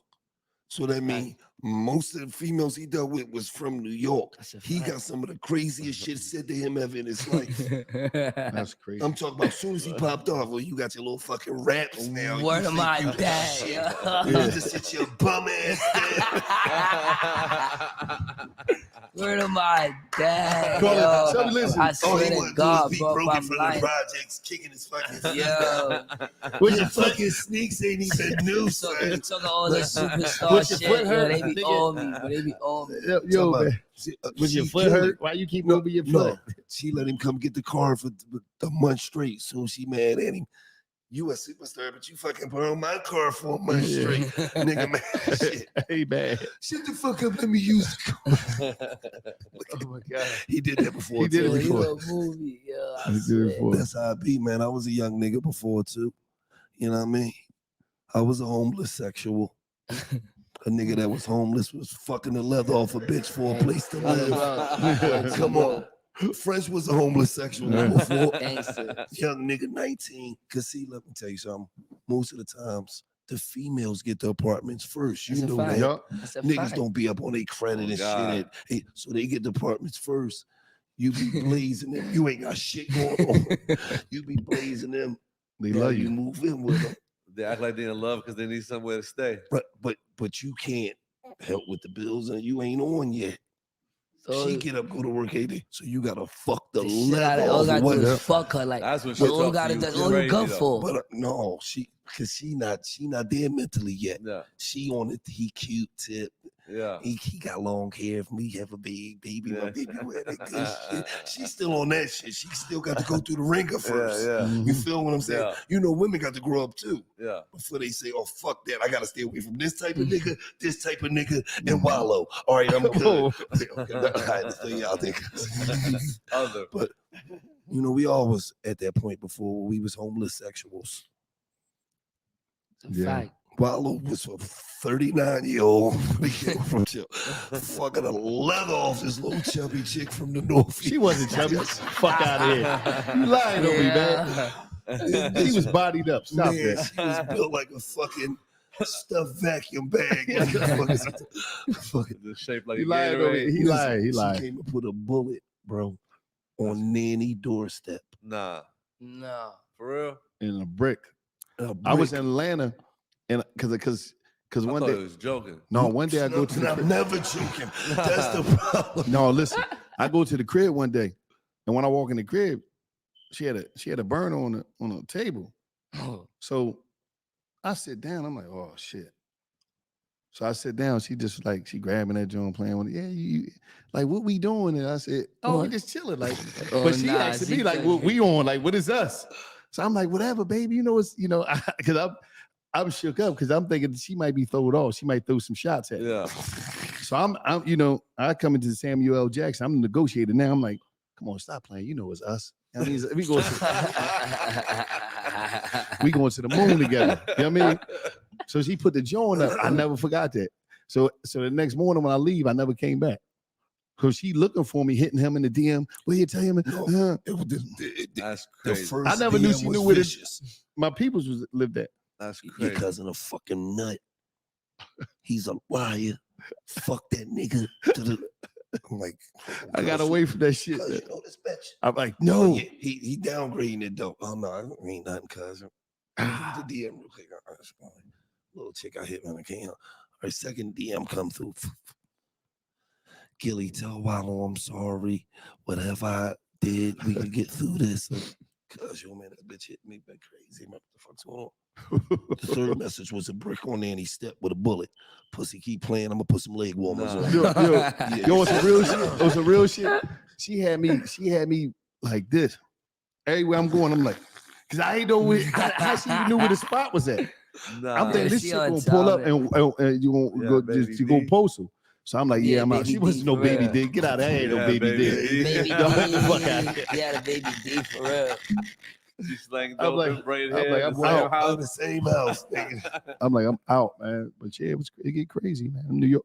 But listen, East Coast girls, they not playing. That's all I'm gonna say. They not playing no games from Baltimore, Philly, DC, New York. New York too. I don't know how they in Connecticut. I ain't gonna say DC. Nah, Connecticut's crazy. Yeah. Yeah, Connecticut's crazy. Hmm. Nah, bananas. I ain't gonna lie. It's like your second home, man. Connecticut is wild. Yeah. Connecticut is wild. I remember Connecticut. Me and Max was doing a show out there, and I remember Max just had a joint going in his room, and he just came to my room running. He started knocking on the door. I opened the door. I'm like, yo, what happened next room? It was like, you know how Max be laughing? He's like, yo, I just finger popped this joint. And I found the condom in there while I'm finger popping the joint. Oh my God. That was an She's old. on time, man. She had a throwback Nah, Thursday. She's crazy. on So time. I'm like, yo, when you found the condom, did you still fuck her? Then he started giggling again. Max, dirty. That's dirty. Yeah, but how about this though? Now my man big. How about this though? When Max got caught, he on trial. We all sitting in there. Man, I'm like, yo, I look back, I'm like, I know that's not the joint from Connecticut. You're like, yep. Yeah. He loved it. This is the joint. He fell in love And with he found the Connecticut. yonder man. The joint, she walks in, she sit right next to me. I'm like, yo, what's going on with you, man? That should be Max. That should be the title of Max. I'm not mixtape when he gonna drop. say her name or nothing. But Don't say it. When she sat next to me, she handed me an envelope, and I opened the joint, and I just see like the stomach vibe. Like I'm like, yo, bro, you You found the condom in this joint. You took the condom out, or you ragged with the condom in there. And you this got her joint pregnant. just popped up and tried, and she's pregnant. Did she keep it? She kept it? Nah, bro. It's like, That's oh, did she spontaneous. keep it? That's an, yeah. Listen, Mac's mixtape got to be Max. I Love Connecticut. Max, yeah. Yo, but he got CT Bitches. He came out with a song called CT Bitches after. No, like this shit like is unbelievable. Like, so he he can't just- even make this shit up. This shit is a movie. That's the wildest shit I've ever I heard in my life. Max is, Yeah. Max Talk about is stories, bro. That's a story. Yeah. Bro. Only shit I ever heard worse than that was the niggas on here said his pop and his uncle shared a condom. I said, damn. That's wild. That's wild. That's I wild. said, That was wild. That's damn. struggle. Yeah, it was wild. I said, flag on the plate. She 30 dirty. yards. Nigga. I'm The going sushi before I do that. He going sushi. He going Respectfully. raw dog. For real. See, he gonna get somebody pregnant in I'm Connecticut. going sushi before A that. baby in Connecticut. Before I see like any this. condom, I'm going raw. Hey. Yeah, you're raw. I like For that. real. Some shit out of Take say my that's chances. Gangster. I'm taking my chances. I'm taking my chances. Yeah, it's shit. I throw a hat on it. What? Nah, that's Sound right. crazy. That's the Frank.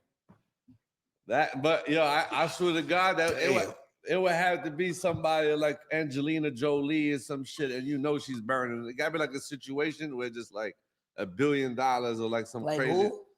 Angelina Jolie. Damn. Angelina Jolie burning though. Damn, dog. French, let me ask you a question, French.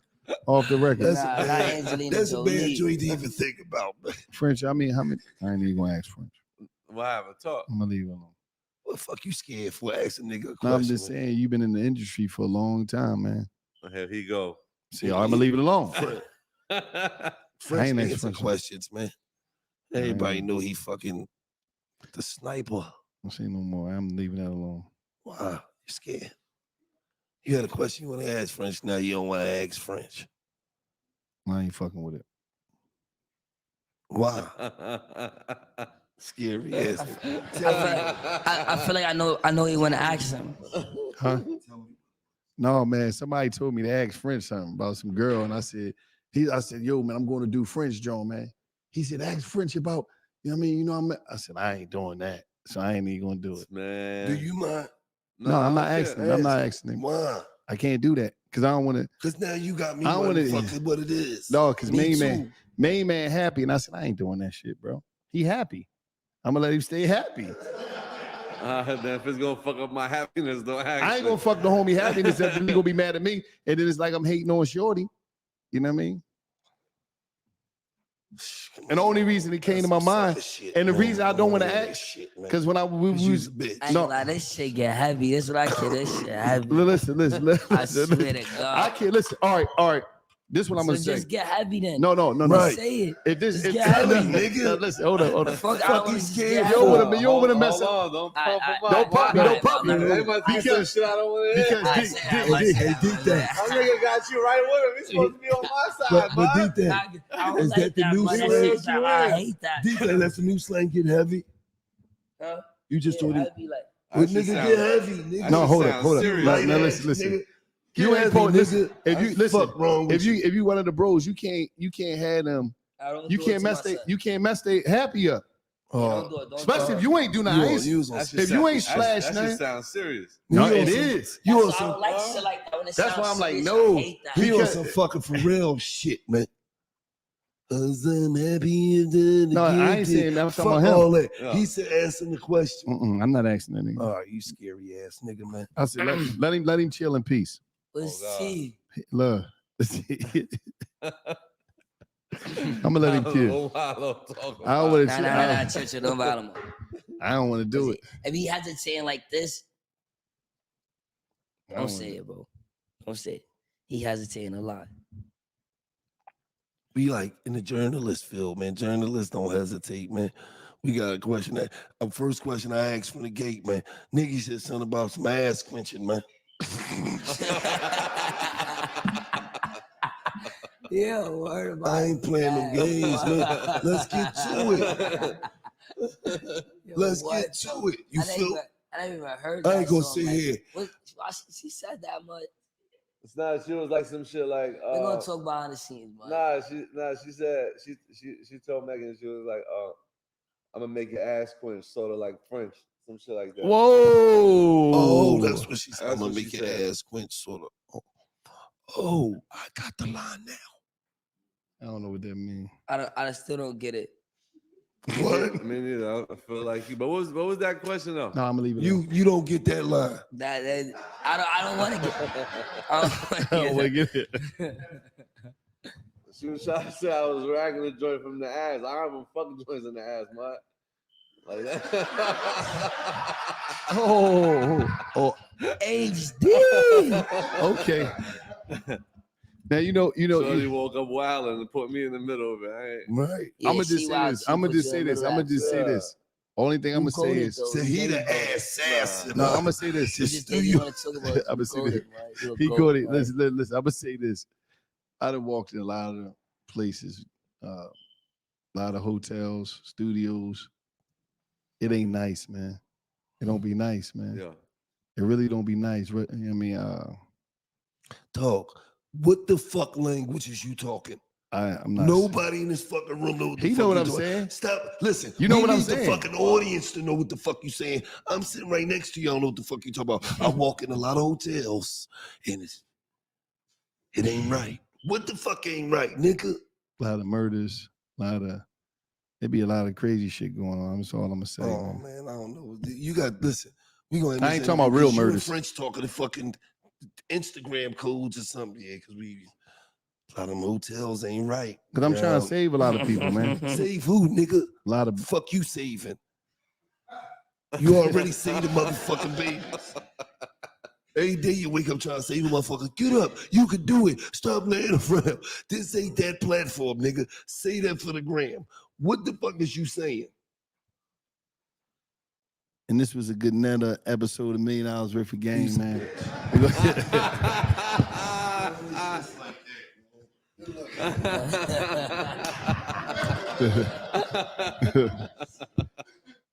million worth of game. We out of here, man.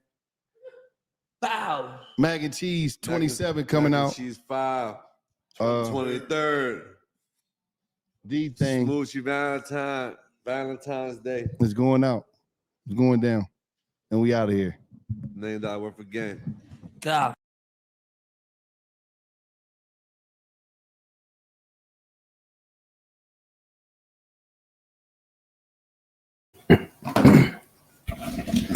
All right, so we about to play the that was a nice interview. Shout out to them too. We about to play the 2 new songs that he released, French Montana. One song is let me see. Just released the 2 songs on there.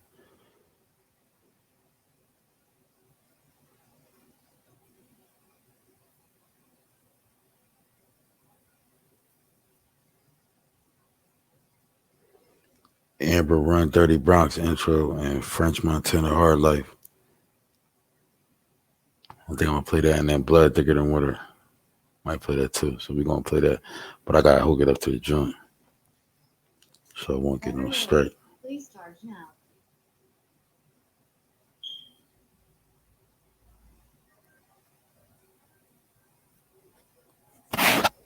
Connected to Stanley's A14.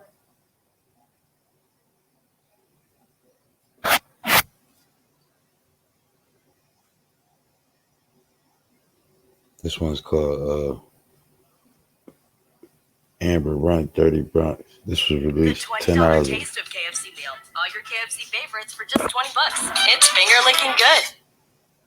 Baby, I challenge you within 1 minute. If you add 20 items to your TikTok shop, I would buy them all. What? Are you serious? Yes, it starts now. Oh my god, hold on, give me a second. He doesn't even know I'm the queen of TikTok Shop. You can find anything and everything on TikTok Shop. If this is your first time ordering on TikTok Shop, Stanley's A14. first order, and you get free shipping and return on.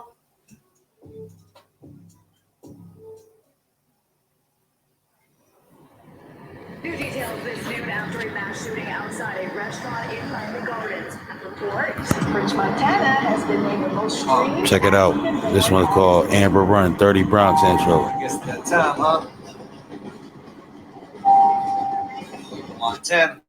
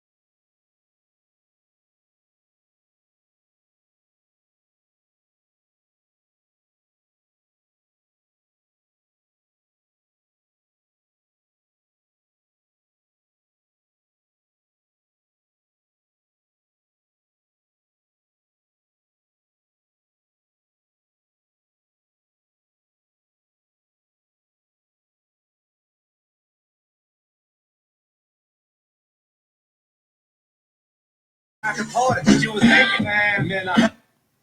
right, my fault. Here we go. Let's get to the song. This one called Amber Run. Report, French Montana has been named the most streamed African-born artist.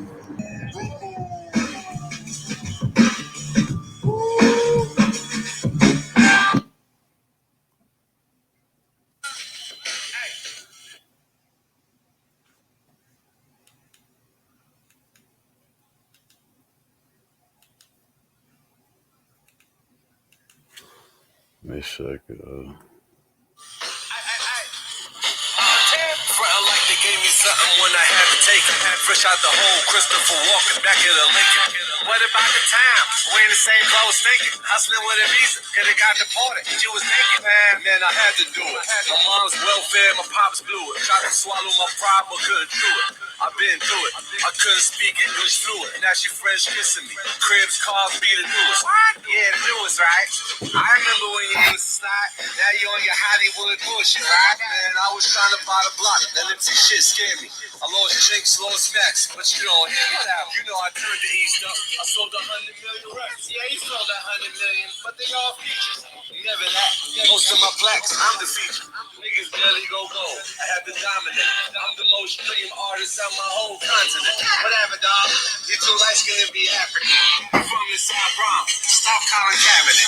What was your last hit, dog? You straight ass. I really started with straight cash, and that was 08. Every summer, different hit. Nigga, stop. Max put you on. You make me sick. Never. Me and Fraud had New York Minute. Mr. Cocaine City.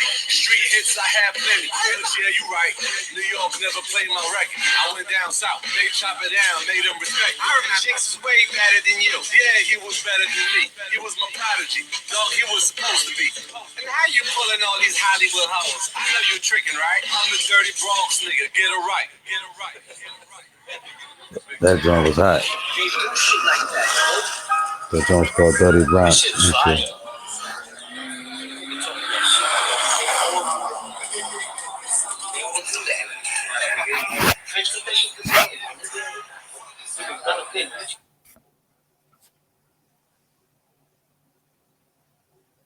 The next one called HardLife. We're gonna take on the Continental every free. Yeah. Hard life. Excuses gonna make today easy, but tomorrow hard. Hard life. Discipline gonna make today hard, but tomorrow easy. You know that tears never stop till you give them every drop of your blood. Why wait for the time when the time ain't waiting for you? Boys, Montana. It's what we do. Swear to God, it's like a movie script. Rhino with it, oops. Killers try to shoot me, miss. Now they want to shoot. It's a hard life.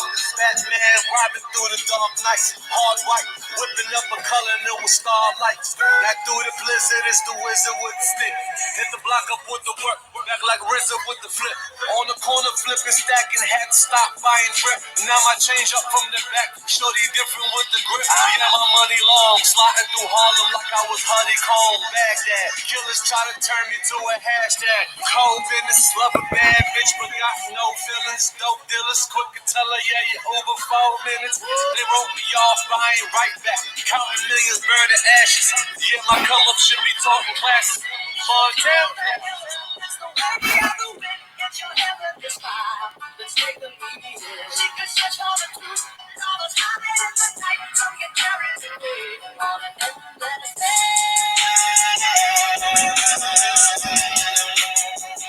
But you know there's a code word mac and cheese. That really means, right? Farina? No, it's the pasta fazool. Imagine bumping that in the wheel. That shit gonna be hot. You bringing back that old school.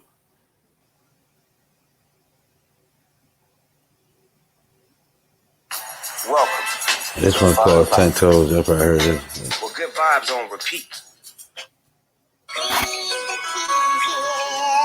Sound mad Eric. Yeah. Baby. Yeah.